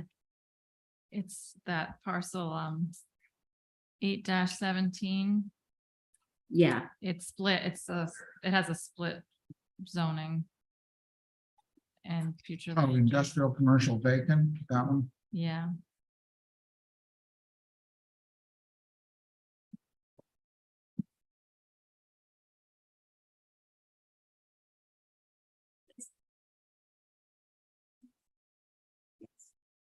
that's what I was thinking. Yeah. that makes sense. Are you guys aware what happens with the village business district? It's a rare, funky district. You have to go to the zoning board For everything? for every. There is no, Right now, except for maybe farming. right now, we're not allowed to go. to the zoning board. No. That's why you're hanging out with. So you want to talk funky? At least be able to go somewhere. Yeah. You get the building official on speed dial with all the denials that we get. Yeah, Yes, just making sure, because it is a funky kind of written district, that's all. Mixed use. Make it village business. So mixed use is So you also, can't have one primary use in any property. The village business district allows the mixed use. That is specified. Correct, yeah. So in essence, the other properties in the proposed change would not be affected. They could stay residences or do whatever they like. If we changed it. Correct, yes, to- it's the residence. You're not losing conforming with Yeah. the village business, correct? So they wouldn't be affected negatively at all. Unless they think the property's worth more money, if they grandfather on the manufacturing. So Well, but maybe. then they're better off, not worse off. so what are we referring to? What are we looking at here in terms of identifying manufacturing areas as village business from the 51 Cole Triangle down? yeah, so the only one that I worry about is the property that's manufacturing, it's 20 on the map. So Yeah, there's, 20, that is that is manufacturing. manufacturing. So that's the only parcel there that I wouldn't want to. Well, it's the state line. I mean, that if you take the 51 Cole Triangle and go all the way down to that Franklin Street parking lot, That's my thought, make that all. along that line that has state on it. Mhm. That's my thought too, just make it all village business. Yeah.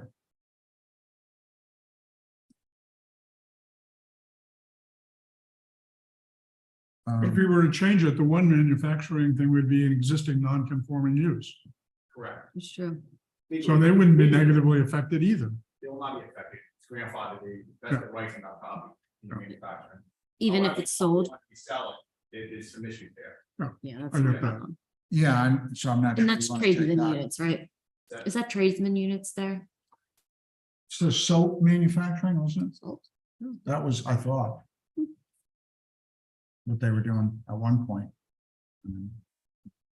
Anyone? But I mean, it would certainly be easier to leave that in manufacturing because it's actually manufacturing that's going on in that area. If I might make one, certainly the most conservative thing to do would simply be to change the designation for 51 Pole Street. Because if you change the designations for the other properties, you know, other people might come out of the woodwork and it might, we have no knowledge as to whether it is what they want or what they don't want. I'll just add that. Yeah, Well, luckily it's the there's no state, so manufacturing. we're just gonna change it. anyways. Go ahead, Ashley. I was gonna say, like, luckily, the one that I think we're all in agreement of, it only impacts that state-owned property, and so that would only. If and when, if ever, it just lets us also make that, and so we're not gonna make too many people mad by. Yeah, there's By nobody changing there. that I mean, it's, that's the, you know, that's the beauty part. And it doesn't, it makes us, it has a consistency to it as opposed to just the triangle of 51 Cole. I mean, in some ways it would make sense to go over, but that I don't think that would be fair. That industrial use of that building is longstanding. Right. And we don't want to. So what? Yeah, I would leave that. Procedure happens is, if in fact you just put that one parcel on, but the comp plan, if it gets approved, then the town council now has to amend zoning. Right. Hearing, et cetera. If there's no opposition to this particular property, then there's only be changed. Now, there's opposition because of other properties incorporated in the whole future land use. Now there may be issues. If the council votes negative, what happens if they think for compromise? You gotta go back and change the map itself, which procedurally is a lot of work, it's a lot of jumping through groups. So maybe the safest way is possibly to incorporate just that one. When it's made public, maybe let the abundance know that the town is considering changing that little area there and give them opportunity to speak. That's just a recommendation, I think. Well, yeah, those are powerful recommendations when they come from the town solicitor's office, Ben. So, yeah, no, that's what we're looking for, guidance on this. And that would allow us at a point in the future to look at more, but at the same time deal with a specific issue that we've got, which, you know, this is not spot zoning. This makes sense. It's immediately adjacent to the village business. So, I mean, I don't see this as a special favor. It makes sense given the location of where this piece is. But I'd also like to see the possibility of it going down. I had no idea that that was state land. That's where the dog park is. On the state land. That's where the Franklin Street parking is, which is kind of key to the whole parking issue in downtown in part, and also to the bike path. And that's all state land? Looks like it. Wow. How did that happen? Do you have any idea? Okay, well, moving right along. That's So we should- Well, that's a mystery. It may have been a It looks rail like that was station or like, something like that. Railway Station. Like railroad station, like the So when the passenger station. bike path gets converted, it becomes Yeah. state land. Yeah, Okay. where the soldiers would get on board during the Civil War.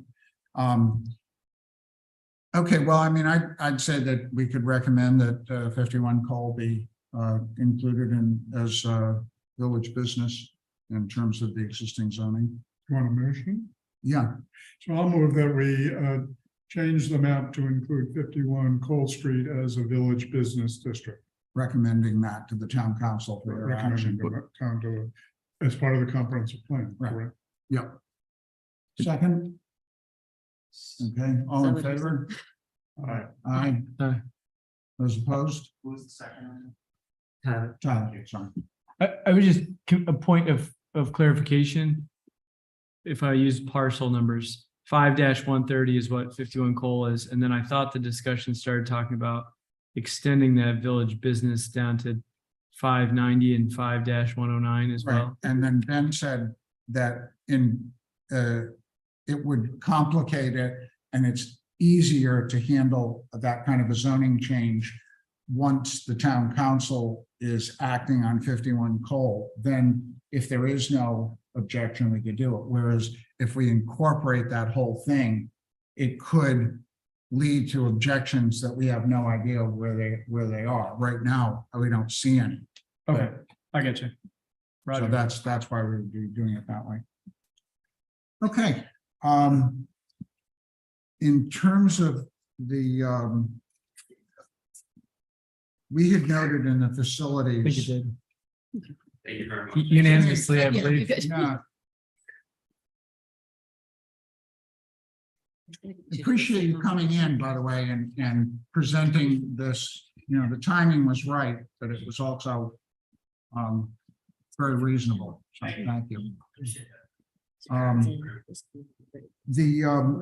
We had talked about in the facilities plan, the fact that Tuisset, which is a village overlay, has a limited water supply, and that we wanted to ensure.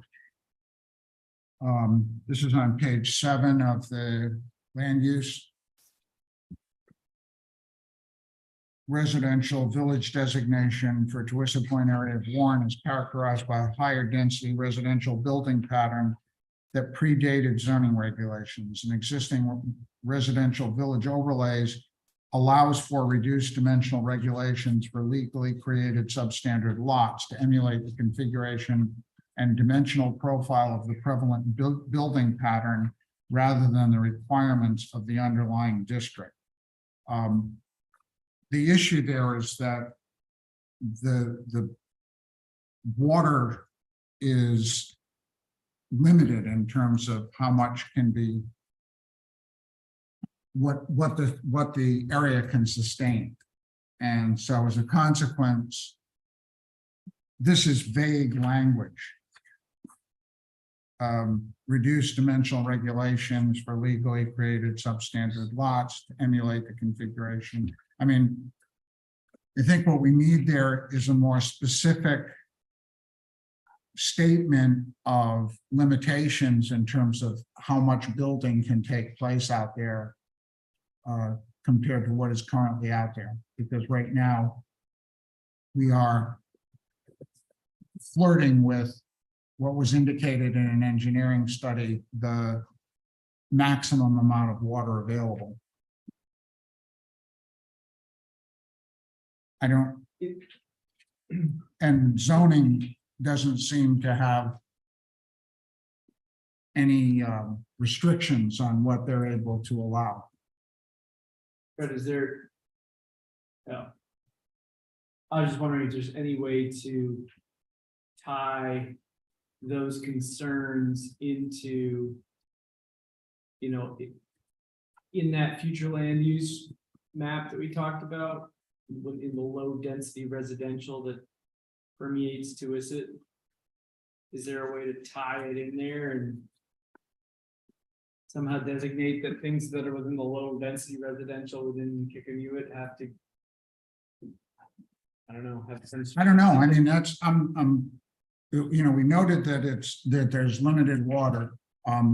The area known as the Highlands, which is actually the lowlands along the Kickamuit to the north of Tuisset Point, also has water issues. And every time a house goes up there, it's a 3-story house replacing a 1-story. Yeah. So we're going to kill the goose that lays the golden egg, you know, quite clearly.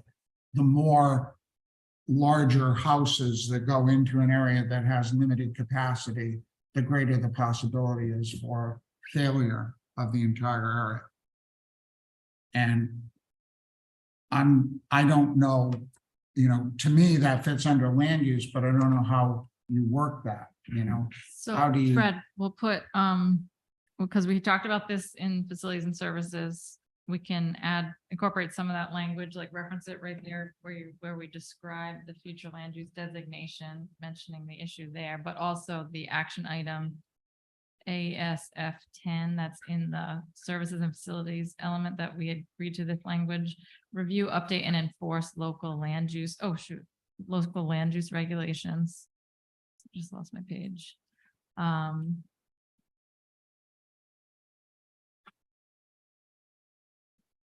The problem is there's a village overlay, which is an odd term. I don't know what it means. So the overlay zoning, because the But the zoning department seems, or the zoning board seems to have the ability to expand, for instance, a house rather than sitting on the existing footprint.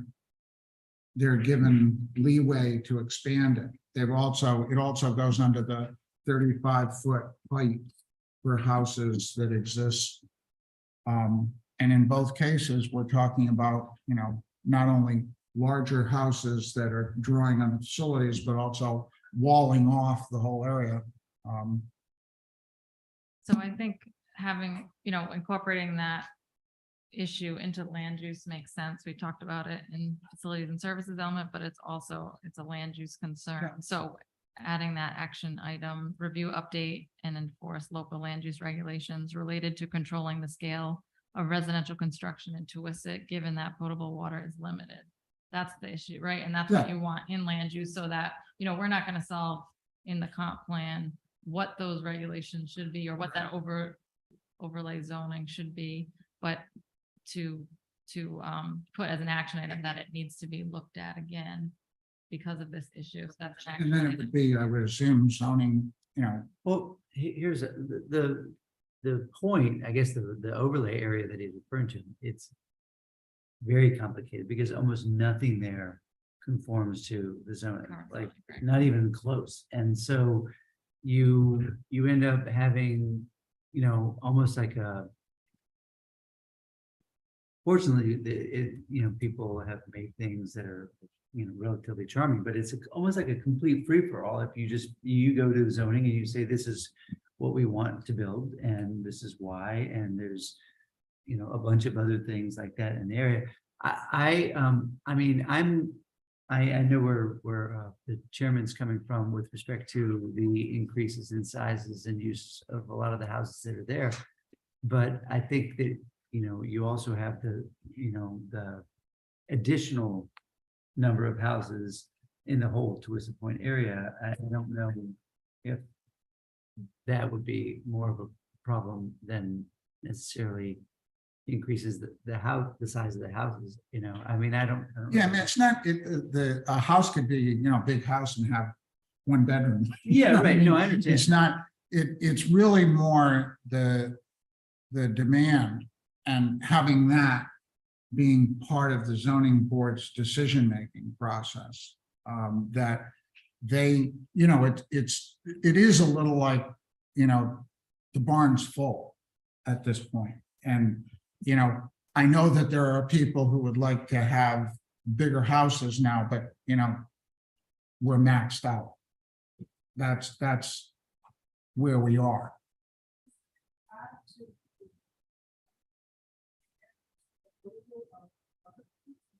No, they don't consider that at all. That's a good question. The zoning board, the language is.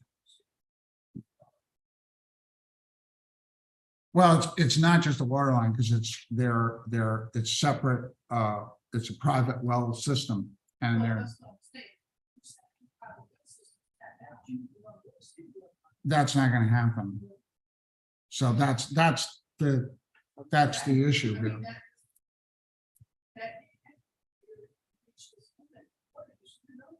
Right, and that's what I think has to that's what we're saying in the plan, but then zoning and the town council is gonna have to take this on.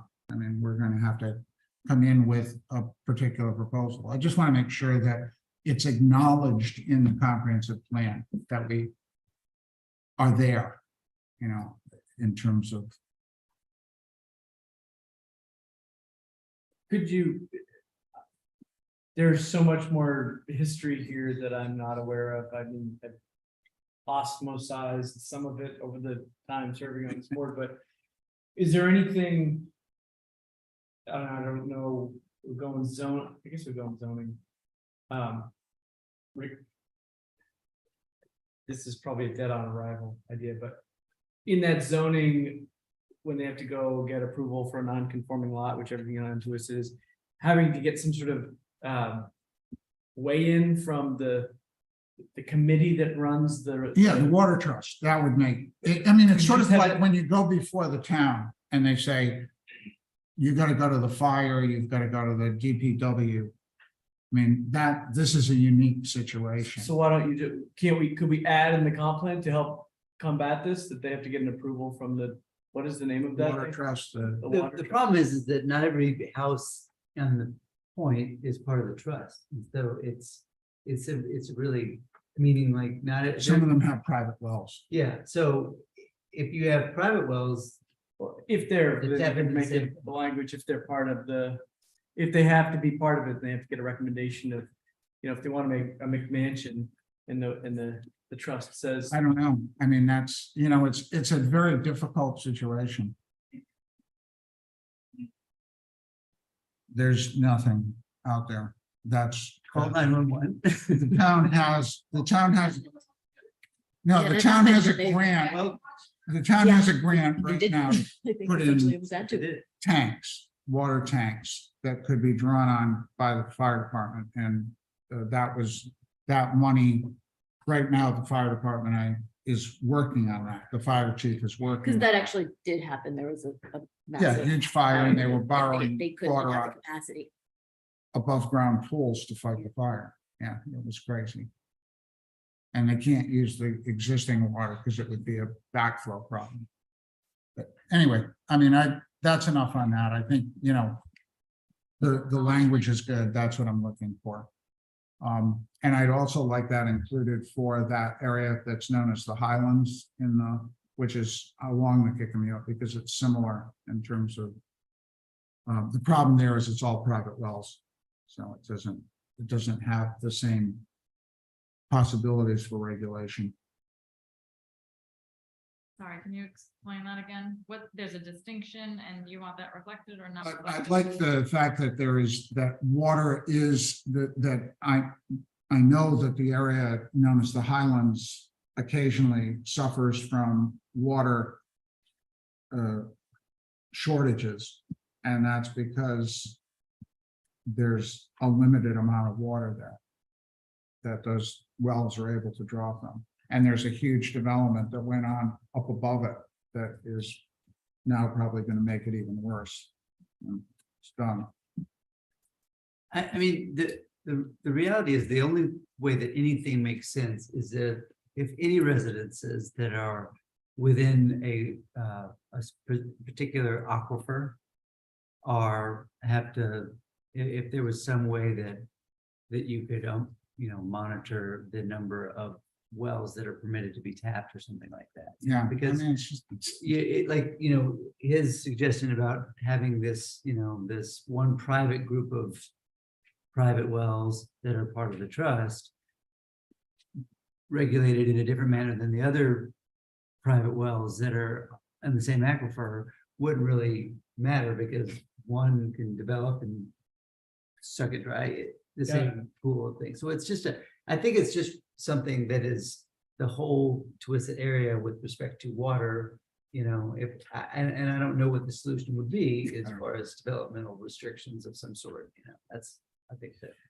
I think it just has to play a role in the comprehensive plan, an acknowledgement, because it hasn't been acknowledged, because there's, when the zoning board says to a group of neighbors, that's your issue.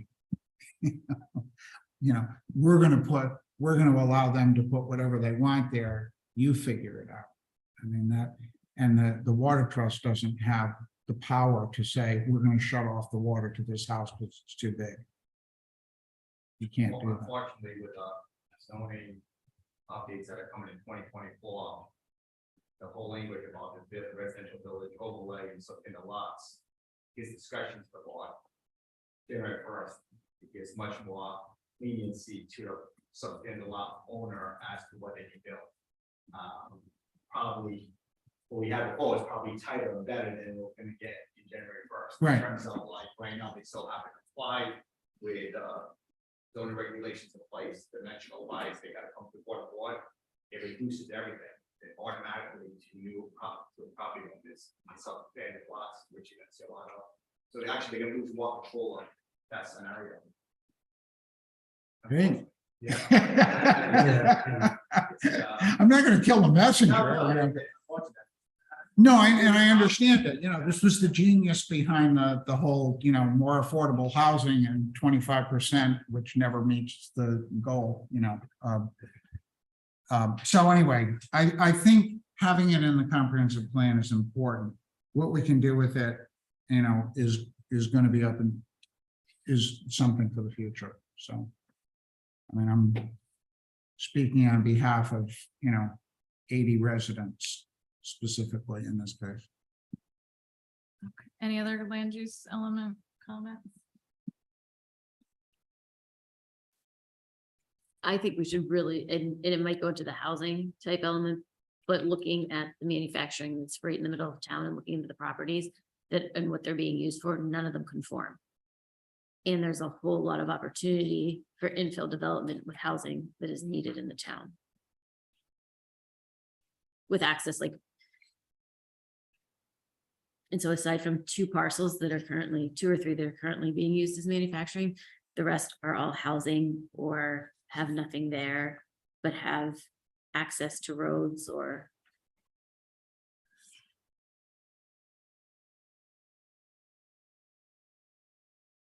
Is that the area you're speaking of? Yeah, That, all the gray. and so.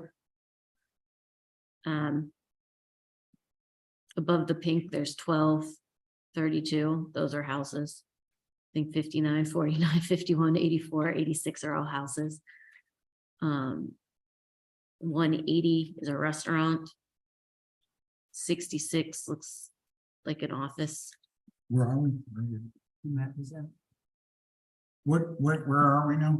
We are right in the area between Childs Street and. No, what map are we on? We're not, we're on the, Well, yeah, yes. just existing zoning. She's pointing out the inconsistencies with the existing zoning and the existing land uses, and should we update the future land use map to reflect what could be, what is expected to be the future land use based on what's on the ground, and then would have to identify that inconsistency in your comp plan to then go through zoning amendments. I think so, because a lot of the properties that are in question are single family homes. And so if you sell that single family home, you can't move into it. It has to be, you know what I mean? Like, so those property owners, they can't sell this to another. Well, Can they? it's pre-existing non-conforming use, so Right. it can continue to be used and This is sold. the age-old question with regard to future land use. So if you have existing land uses, if you have legacy rights, which the old term is grandfathering, you have to use legacy rights because it goes back into slavery. And the situation is you're thinking about your future. What do you want your town to look like? So yes, if you look at a particular, just like this gray area, you're going to find some housing, you're going to find some offices, you're going to find some true manufacturing, you're going to find some vacant parcels, some wetlands, blah, blah. But overall, for the town, is this a make sense manufacturing land use designation or not? That's the question that is begged every time a comp plan is passed, not just manufacturing, but the way things are right now, that's This is the root of your job. Is the very question you're just asking. And I would say no, not for this parcel of land where it's located. It does not make sense to continue to have it manufacturing.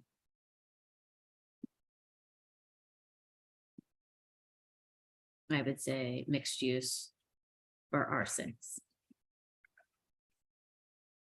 And maybe both, like splitting it. So closer to Child Street, mixed use might make sense. Whereas closer to, I think it's Franklin, R6.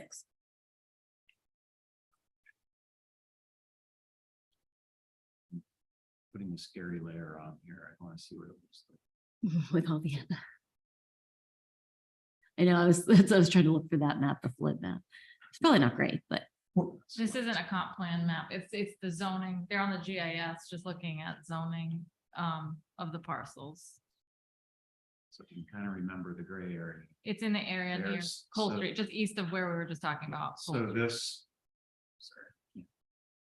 It's seen on the screen, right? So all of the blue, you were basically in this area Yeah, for the, between Franklin and Child. And between here, that's your manufacturing district. The blue is the area you don't want to be in when the 100-year flood comes through. And the brown is you're on the cusp of it. So this is part of your whole market Medicom discussion. Where you're trying to do a measured withdrawal from the blue area and make it more resilient. And then as the market to Medicom is the shifting from this area to the Medicom area for your, that's what the root of the market to Medicom plan is. right. But that's, I mean, we're looking at what we were just talking about, Cole Street and this new Right. proposal for Croad. Yep. Are within that. They're in the Flood. okay, but chances are it'll get wet area. The blue, the 100-year flood, you know, you will definitely get some flooding. So then does changing it from manufacturing to something else, is that in line with discouraging future development in areas exposed to natural hazards, including the effects of sea level rise? That's a piece of it, right? I mean, there's the town participate, I'm sorry. I'm going off a little bit on a tangent, but the town already participates in the National Flood Insurance Program. Which requires you to basically have floodplain regulations and all that. And the idea is to make sure that whomever is in these two areas, that if they're building something in there, that it's done from a resilient standpoint. You're actually trying to limit development in there as well. In addition, the town is looking to participate in the community rating system, which I think I mentioned in my last report, which is another form of a FEMA insurance program that gives you collect points, and the points go toward a classification. The better your classification, the more likely there's going to be a premium cut on the property owners that are in these areas, up to probably like $100 to $200 off of the average insurance premium per home. And what it does do is it basically, on a volunteer basis, we would be involved in more things, more activities to try to limit development in those scary areas. And again, there are existing homes that are in there. They are fine. There are other things that you can do to collect points that help to make their homes more resilient and all that without getting rid of the house. But ideally, what you're trying to do, and again, that's the whole theme of Market to Medicom, is to over time move our way out of these areas that are going to be flooded on a more regular basis. Again, CRS, the community rating system, and the National Flood Insurance Program are very cognizant of repetitive properties. I can't remember what they call them, but they're in other words, homes that get flooded with every single time a tropical storm comes up the bay. And they want to eliminate those. That's the crux behind those two programs. And that seems to be more Market Street North. I mean, Right up to the to Belcher's Cove. Yeah, yes, thank you. Yeah. Yeah, and there's a whole, the this little, this, you can't see it, but this little blue line that goes right up there. This is what goes into the area that you just described over by the baseball. Jim Yeah, Mills Park Jim and the Mills. landfill and all that. So the kind of the headwaters are down in here. The line doesn't appear. Sorry, it's just my computer. It sort of starts down in this little neighborhood here, and then that blue line just goes all the way down through. There's that, and then the one property you're interested in is like that property on Child Street, where basically that large size culvert runs right by the side of it and then goes across to Jim Neal's. So and it's all boarded up right now. It's condemned. So that's one of the targets for the market, the Metacom. Now, if somebody's building in Croat or Cole, lifting the building, having a first floor that is essentially empty, on Parking. pilings, would that count toward that? There are, your existing zoning regulations will permit special use, not permit. There are floodplain regulations concurrent with the zoning regulations that come into play with this. Just, you think of it like an overlay district. Right, And so for these areas, if there's a development that comes in, they're gonna have to be more attentive to what plans that they're putting together. As a, for instance, if they're in that blue area, they want to be up a little bit, right. just like we did with the generator down at the wastewater treatment facility. We got a brand new generator. It's up on an 8-foot concrete pedestal to avoid the blue area when it comes. Right, so the same, I mean, Similar thinking in there. and so Croat and Cole could both be impacted by the Yeah. fact that they're in this flood zone. Are they aware of that, or would that come up? Coal is not as bad, but the I don't know the Croat answer to the is. question. Yeah, if they were still here, yes, they would know.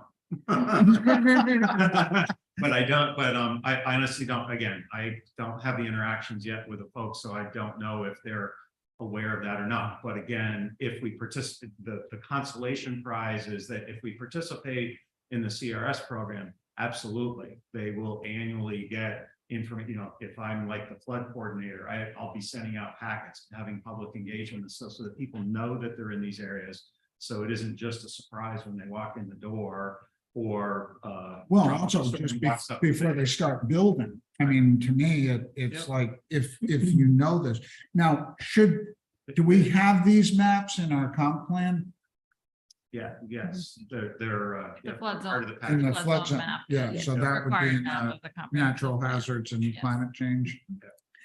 I think I'm just looking at this meeting for next month, and this is. It all comes to like a head there, like if This they're is- in a manufacturing zone, they want to build a 12 unit, there's. A property already, a house already there, it's in this flood zone.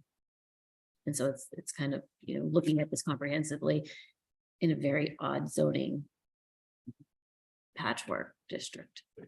Yeah, and I wouldn't get, before he says something, I wouldn't get too far into talking about your next month's agenda, because then you're getting Right. off task of tonight.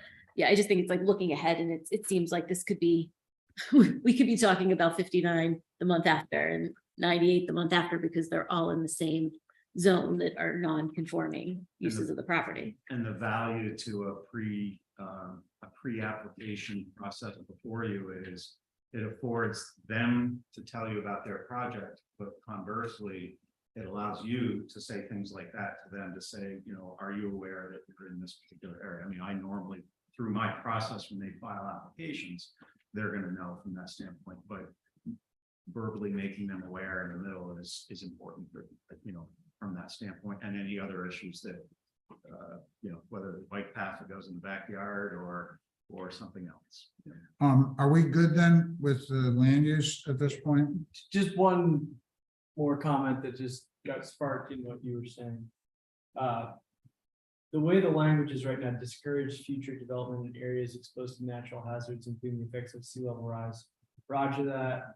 But then you described a situation in which we bought a new generator and put it on 8-foot poles. which essentially. Should we amend this language that says discourage future non-resilient development or something like that? Because there's one way that we could say, just don't ever develop anything in this. There's another way we could say, you can develop, but you have to be resilient, by putting it up 8 feet or something like that. The way that you're gonna have to head is the withdrawal of development in areas, not let's figure out how we can have it there. Okay. I am satiated. The municipal, the wastewater treatment plant, it's almost like that's a special case because I think that the town eventually doesn't want that right on the coast, so to speak. You want it away from that and out of there. The problem is that infrastructure, the cost, Already to get that all in there, it's invested. That we had to have a generator because it needed to be replaced because the last one was literally sitting on the ground and every time something came through, it was getting wet. And that would take down, during a storm, it would take down the sewer system. So now, at least with the generator up, the sewer system can survive and operate even when it's in a flooded situation because the other parts of the thing are up. Are there other things that need to occur? Yes. If we were all, King Midas for the day, we would pick it up, and put it somewhere else that we could fit engineering, but we don't have that luxury. So that kind of brings me to the point of like, what do we want the town to look like in 10, 15, 20, 100 years? And this area of Child Street is a bit of an eyesore. And so I don't want the town to look like that, but in the existing zoning, in the issues we're having, what do you put there? You're withdrawn, then it becomes open space. Right? Is that what? So on the future land use map, we do reflect retreat overlay that covers part of maybe the area you're talking about, not all of it. And that's described in the land use element, the purpose of that. Oh, yeah. Yeah. So what does that look like? What does the retreat look like? Yeah. Well, it's all from the market to Metacom plan, right?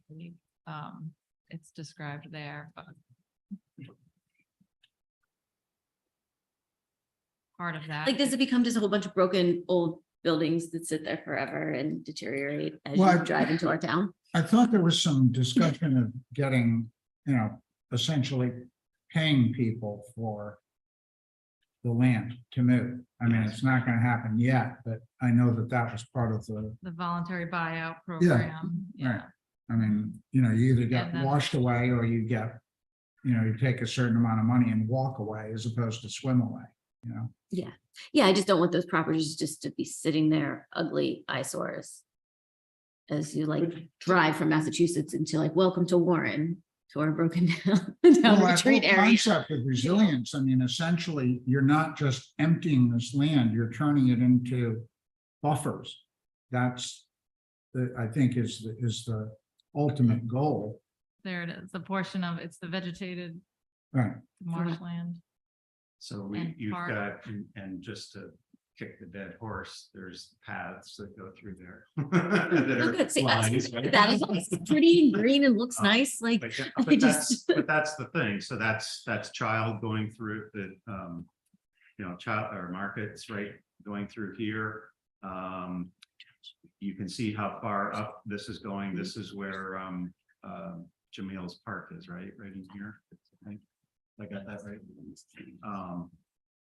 And so the idea is to understand that and you can see a little bit of the water courses that are in there that the water would naturally take in getting back to its kind of state. And there's been, at least the way this is here, there's been the withdrawal out of there. And then I'm not yet as familiar with the thing where the market, the Metacom part of it is. Now, the timing for this, though, is, we're still talking 50 years? No. So the state, put in their letter of intent, as for instance, they're going for a grant from NOAA for the climate, what do they call it? I always forget the name. They're going for the climate resilient regional challenge.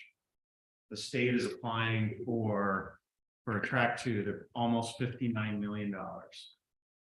20 million of that has been targeted for the town of Warren, specifically in the implementation of The buyout. the report that's up there.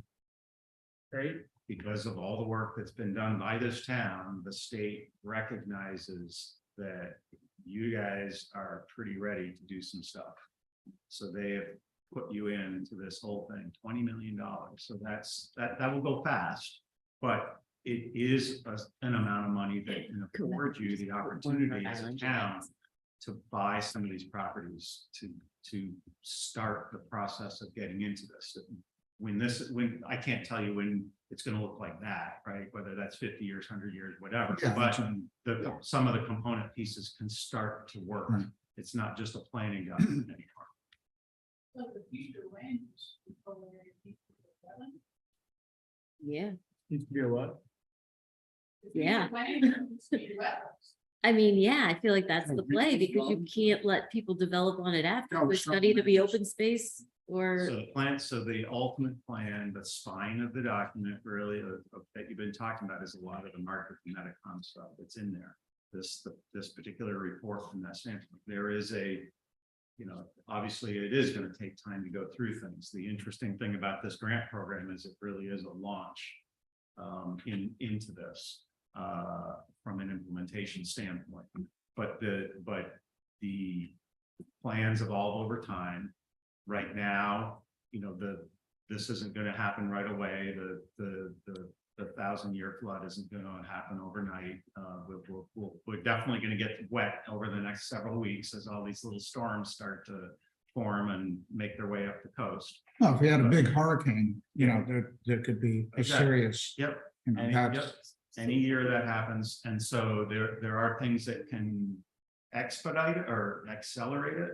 Right. And then we may be lucky and get a few seasons, over the years that it's not so bad. But the key is to continue to work at this as the general spine, but plans evolve over time.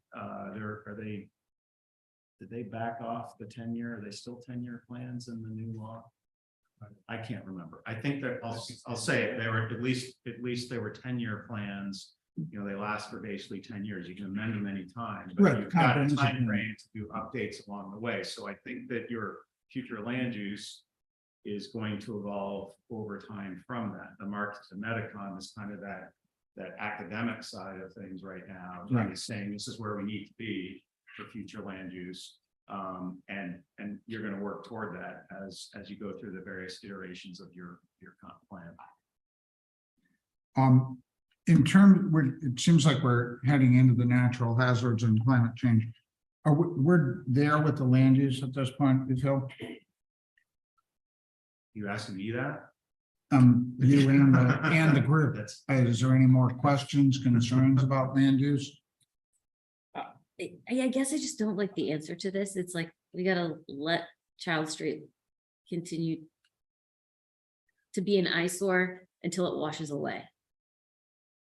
Wait, the way I see it, Ashley, is the answer to that is that on the future land use, it's identified the retreat overlay, which is part, written into the objectives, and it talks about discouraging development there.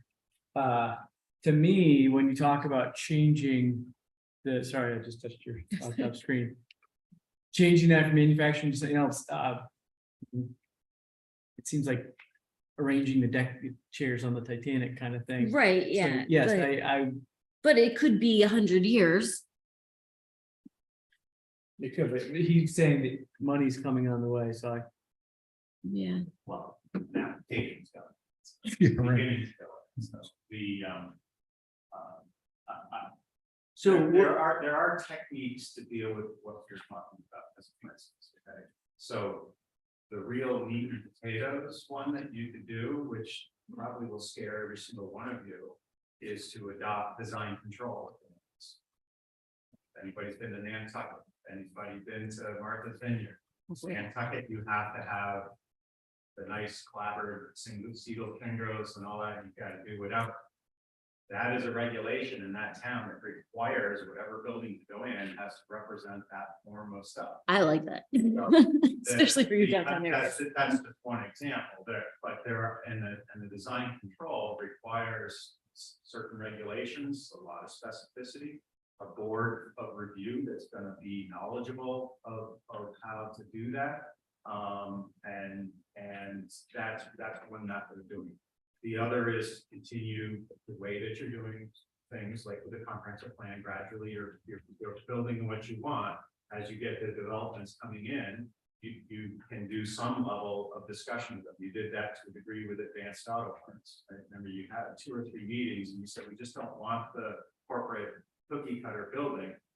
You're still gonna get it, but I think that you did try to work with them a little bit, so that it wasn't quite a trademark logo rather than something that tried to fit into that. I think she's talking more about Child Street than. Yeah. You know, I like, understand. I'm just oh, like, yeah, as right, an right. example, the same thing can occur with regard to Charles Street, as developments may come in. You can talk to the But- people. The cleanup is, can be applying for some grants, to getting some property owners to do facade improvements Right. or, similar that, and you've seen it to a degree throughout your town. Like the Dellsville, all that sort of stuff, where they take something and they kind of turn it into something that you, from your perspective, eats the eye. Yeah, but those are all in the business district. So it's the manufacturing I worry about. Cause Again, we're not getting any interest in that because it's a manufacturing. So there's and it's not a great manufacturing because you can't get getting a truck around that corner and infrastructure wise, it's terrible. And that's why I support more manufacturing on the other side of get Market rid- Street. Get rid of curb cuts. Force property owners to use, one curb Yeah. cut, so that 2 or 3 businesses are using it rather than. Well, the problem is it's any the, curbing, it's- everybody comes in and out. the problem is we're not getting any business because it's manufacturing and nobody in their right mind would put a manufacturing facility there with the infrastructure that's in place. And so again, we leave this section as is until it washes away or we make changes. I think that's, and it's just disappointing because that is one of the main arteries into Warren. So it's like, hey, welcome to Warren. That was I think that was the design of the Bill of Business, right, was understand it was kind of the gateway, one of the gateways for. Yeah, well, I mean, one of the ugliest areas in the town is between the 2 lights on Child Street. I mean, that's, that. And it kind of goes or- down. And also on Metacom Avenue, coming down from Parker Mills to the Child Street light. I mean, there's a fair amount of ugly buildings in this town. Mhm. Do you want to put something in the comp plan about design of commercial design guidelines? Outside, you obviously have historic. It's district, commercial, it's but- also residential, But but that even is, design, it doesn't have to get to the specific architecture, but it would get to, when properties turn over. Okay, making sure that maybe the parking is in the rear instead of in the front and landscape. I mean, I'd like to see that. There's a piece of land right now that's where the web design used to be on just before the Mhm. Child Street light, and there's a historic home there. I mean, and it's all for sale. So if we had something in there that recommended design And it as could- opposed to a it would Nantucket. discourage those buildings that you were just talking about, those logo style buildings. I would Doesn't at have to be least, maybe super at least have specific. something in there that says the Yeah. town should explore the possibility of some design control in certain areas for development in certain areas. Particularly in Like terms of gateways, Yep. right? I think that's a good idea. Good. And even moving this, so the village overlay doesn't actually. I don't know if it gets all the way through that intersection. Oh, I guess it does. But there's those 2 intersections that double, so it goes half and then it becomes an R6, I believe. Yeah, anything else on this? If not, we could recommend it to Allison and Herb to make the changes as we've discussed and forward it to the state. I guess I would just say, I presume you're gonna be formatting it into the policy, and the implementation actions will have some sort of designator on them when it goes to state. That wasn't already in place? All right, in the implementation table, it doesn't assign a party, is that what you're saying? No, it doesn't have, all the other ones have like, Oh, PRO/ARO, PNH/ANH. a unique identifier. Yeah, Yes, I guess I thought this one wasn't quite like complete, so I didn't go assign a unique identifier, because I thought there'd be more action items, which we did tonight, you know, add some additional action items, so once I incorporate those, I'll assign the unique identifier. Are we moving too fast? Should we hold off on that then? Or do you want to, On land use, I mean, it's up to you, that if you feel, I mean, I'd like to move it forward. I Yeah. don't think we're ready to do, 3 more tonight. On the other hand, if we could move this forward, that'd be great. I think we should move it, we can't. we made a lot This- of changes and This is an important element though, and this had more Yeah, I feel like this is, changes compared to the other two that were on. So would the you prefer agenda. that we look at it one more time? I feel like this is the single most important element to the whole plan. Are the other two, what were there comments on, just kind of a poll on the other? Maybe the natural habitats one. Beautiful, right? There might be less comments on that. I know it's getting late, but that one, I had a couple comments, but they're minor. Shall I give them? let's move on. Um, land use. Well, do you want to then, what I'm hearing you say, Allison, is that you would prefer to have this reviewed on one more time. that's not I mean, it's up to the. That's plan- okay. it's up to I the mean, planning no, board. that's, It's up to the planning board. you're, what do you think? I would just think the other one. I, as much as, you're disrupting your schedule, but no, just teasing. But it would be, land use it is important. It Right. is, Mm, I understand what all the sections do to interact with each other, but generally speaking, people will be more focused on the land use and the future land use. So I would suggest you err on the side of conservativeness. Let Alice and I go through, especially Alice, and do some stuff, revisit it at the next meeting. And then at that point, maybe it'll be a 5-minute conversation and you just say, yep, looks good. We're No, gonna that's off to good. the state. Let's But I go think for it. we have talked a lot of, Yeah. we've had a significant amount of land use discussion tonight. It's probably good to have you guys feel comfortable with it again. Natural hazards. I thought we'd gone through that at one point. We had, it's just been some time since you had looked at it, and then it hasn't gone to the state yet, so I just wanted to kind of make some more, I Because incorporated some additional language, and some minor changes, but yeah, now we had talked about the fact that let's see here.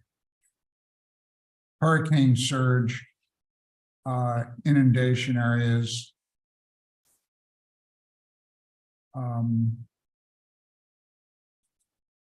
Let's look at the language. What's that under the? I got the floods and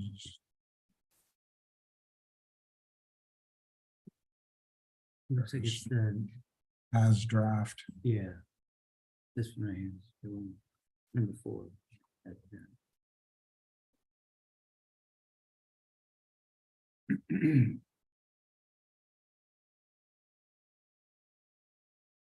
I mean, this speaks to a lot of what Ashley's concerns were. But also beyond that, how do you get rid of those buildings that are there now? I mean, we used to have a furniture refinishing business over there on Child Street, which is gone, I believe. But that was really hideous because that gets hit by a hurricane. You're gonna have a lot of dead creatures when that stuff gets in the water.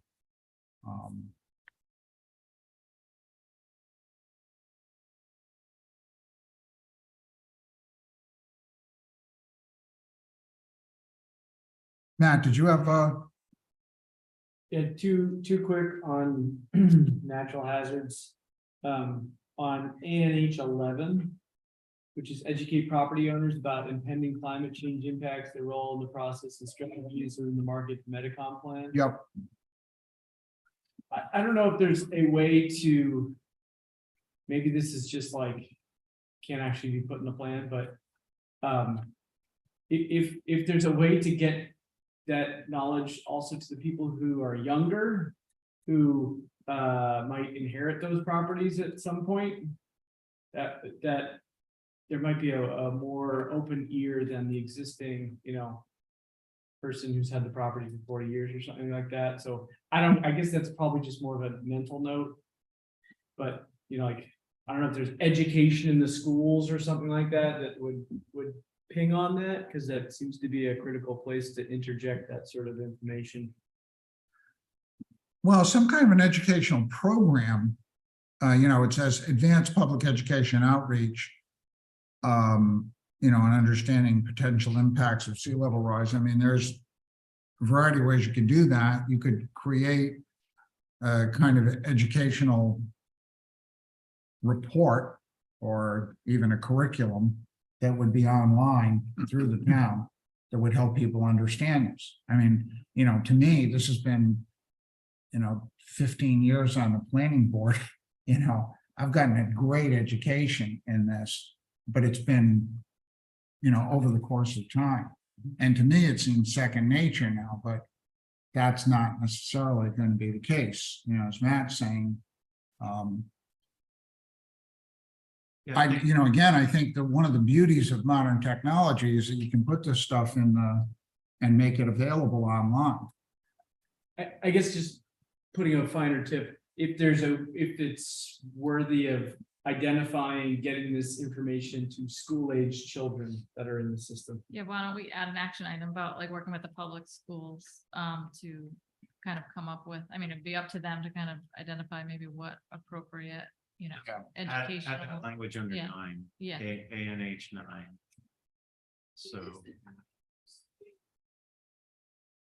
under the CRS, nine. yeah, the CRS because there's stuff that I would have to do. For educating the Yeah. public, there's a Yeah. whole sec that requires it, so that's the logical place. So you could put something in there that might be just including, public engagement as applicable and appropriate for people of all ages. I mean, the people who lived down there were freaking out because when it first came out, it felt imminent to them. Like, I have to move out this year, it's going to happen. So that, there needed to be some gentling down in terms of that. For the folks who don't live in it, it's a non-issue. For a lot of times, the fact is though, that what we're talking about is like Water Street. That's the whole historic district and huge amount of passion and interest in preserving those buildings. And the focus has been more market and child, which is lower income, less heavily developed. So I don't think it's really come home to some of the folks in town, how bad this could conceivably be.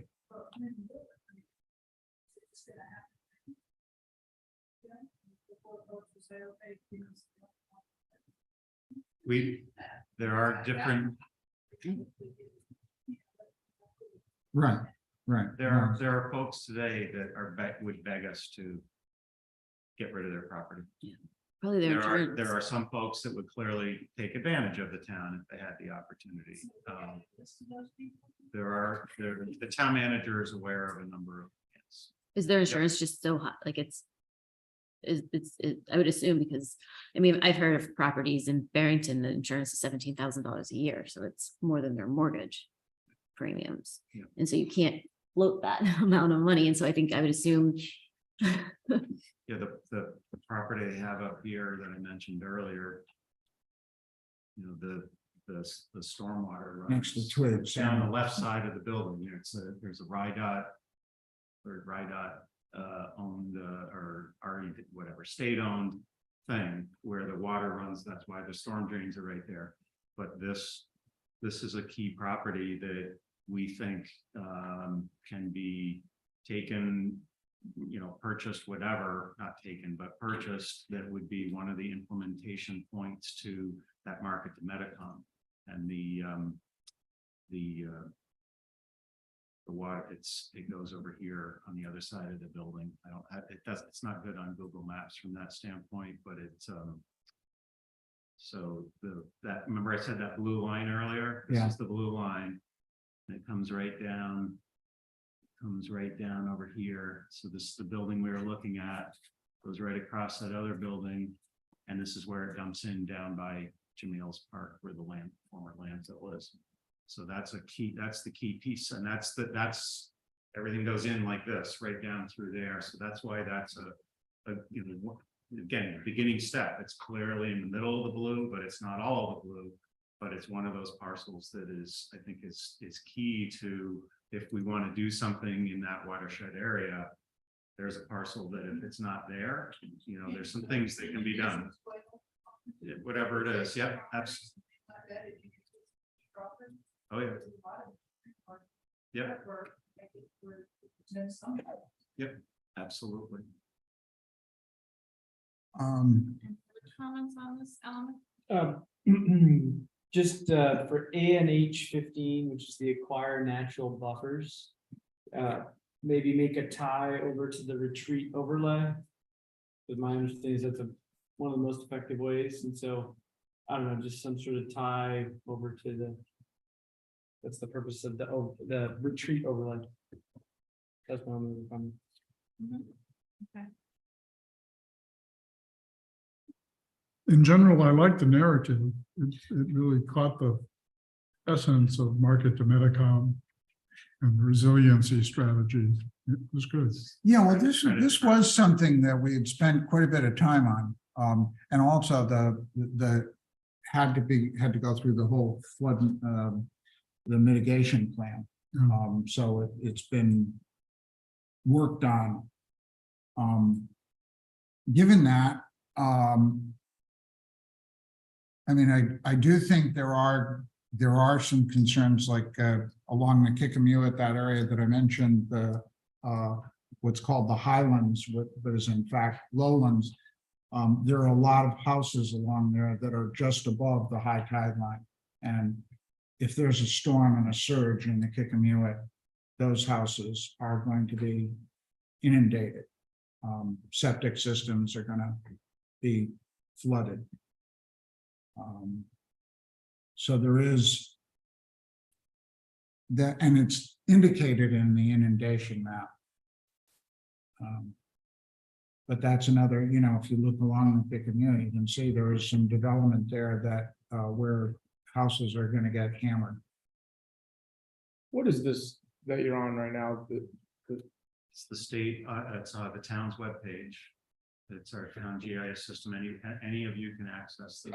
But what's the map, the overlay right now? Yeah. That's the FEMA flood hazard maps. For one is the 100-year flood. Yeah. It's what's the blue?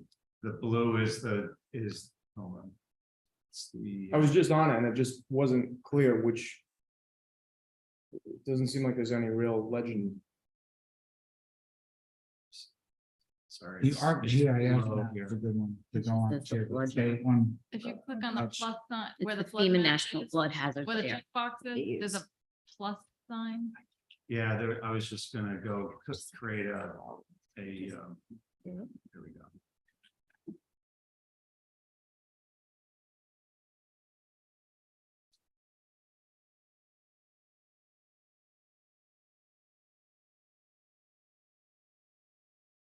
While we're doing this, I do want to bring this to a close.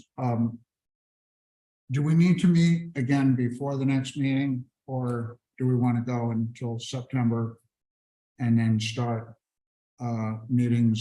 interim meetings? So your schedule right now has it that you would finish up the town plan at your the September meeting.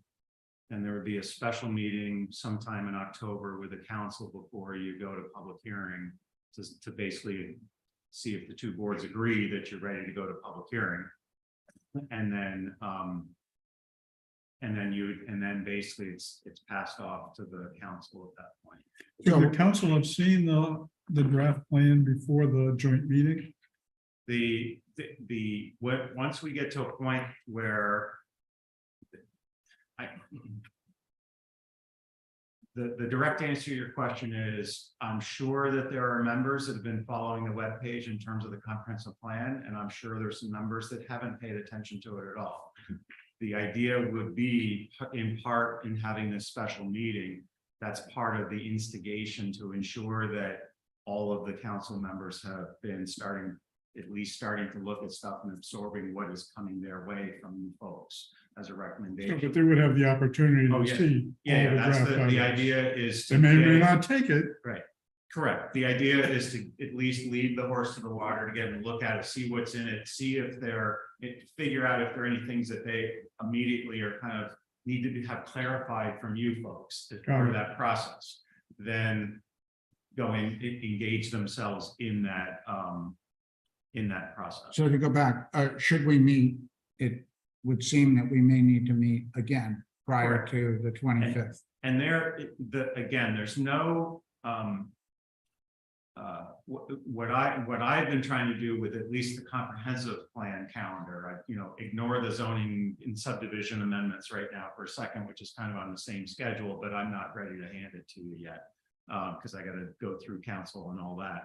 But the idea was to keep Allison on task, to keep you guys on task, to keep the ball rolling from that standpoint, with the idea of trying to get this thing adopted, it's sent off to the state formally in the January timeframe.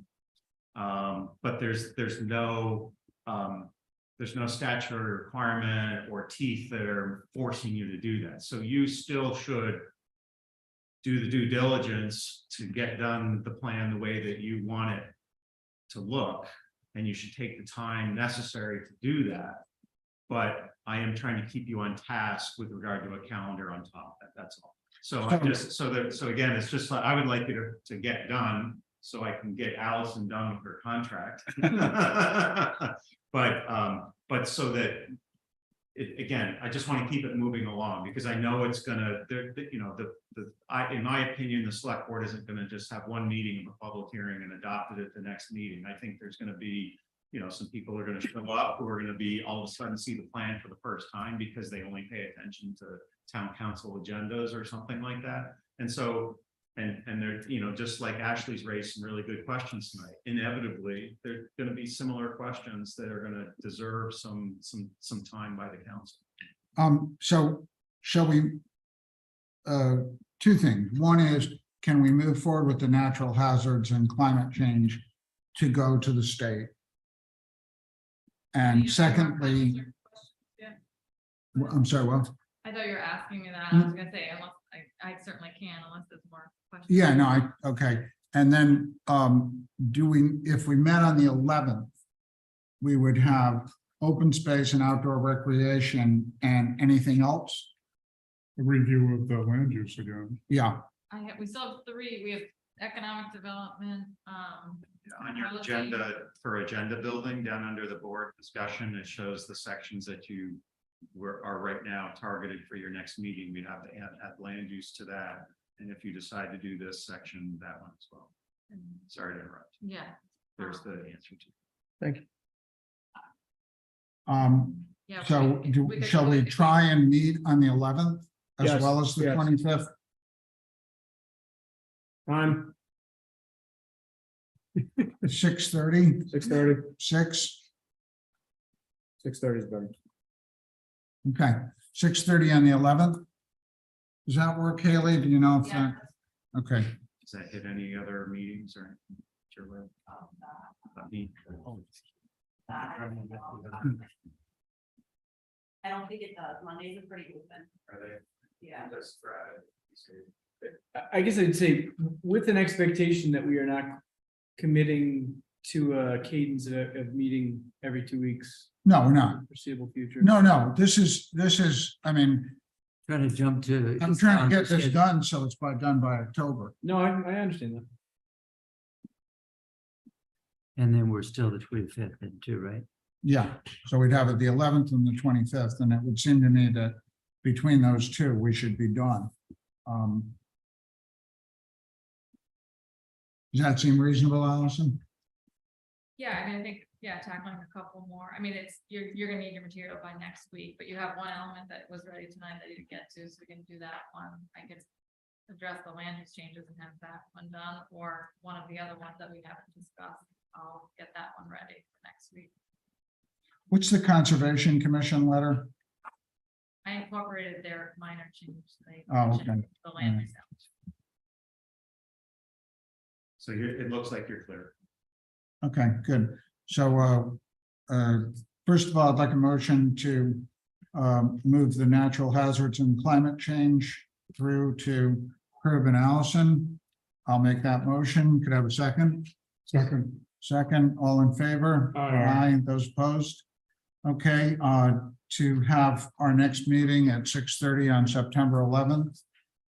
To review specifically the land use, open space, outdoor and recreation,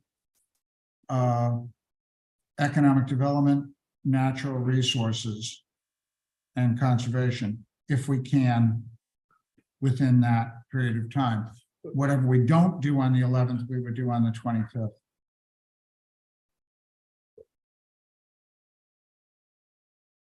Okay, could I have a motion to proceed accordingly? Motion. I just want to set expectations. I understand what you just said.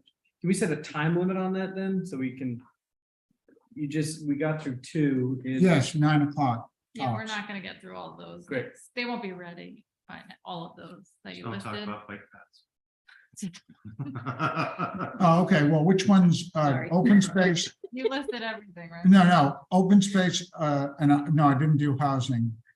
But open space, economic development, Sure. those Yep. two, And then do you want the And land land use, use. the updated land use based on our comments Yeah. tonight, economic development and, the open space. Yeah. open space. Right. I mean, Yeah, you that know, sounds good. I quite don't think we frankly, could I do think more that than that should be pretty quick, that open space and outdoor recreation. They spent a lot of time on that, the recreation department, they did a very good job, they've altered it from the original piece that I saw. So that should go fairly quickly.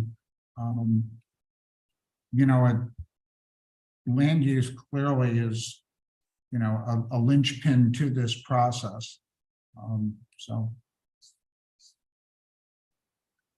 Okay, so we will proceed with that, 6:30 on Monday, September 11th, and 6:30 on September 25th. The September 11th meeting is specifically and only on the comprehensive plan elements. It is not open to, you know, applications or anything like that. Great. Okay. All in favor? Aye. Aye. Those opposed? Good. Who were your movers and seconders? Second. Right. Right. Can we adjourn at this point, or is there anything further that we should? I have one quick question under old business. Ben, what's the status of 119 water? I believe the 20 days was July 14th. Day. That's the 20-day mark. I have not been notified of the deal. Tom, to my knowledge, has not been served with a deal notice. As right now, when declared, however, it doesn't mean one was not filed. I'll give a couple more weeks. And when the appeal in the past, they just filed in those 20 days, and at times notice comes after the fact. So I would say maybe another 2 weeks if I really make sure that it's filed. But there's been no, to your best knowledge, there's no Tom been. has not served with the appeal notice. So the 20 days is July 14th or August 14th? No, August. So this side, August. Thank you. Okay, notice, vote to adjourn, Motion. second,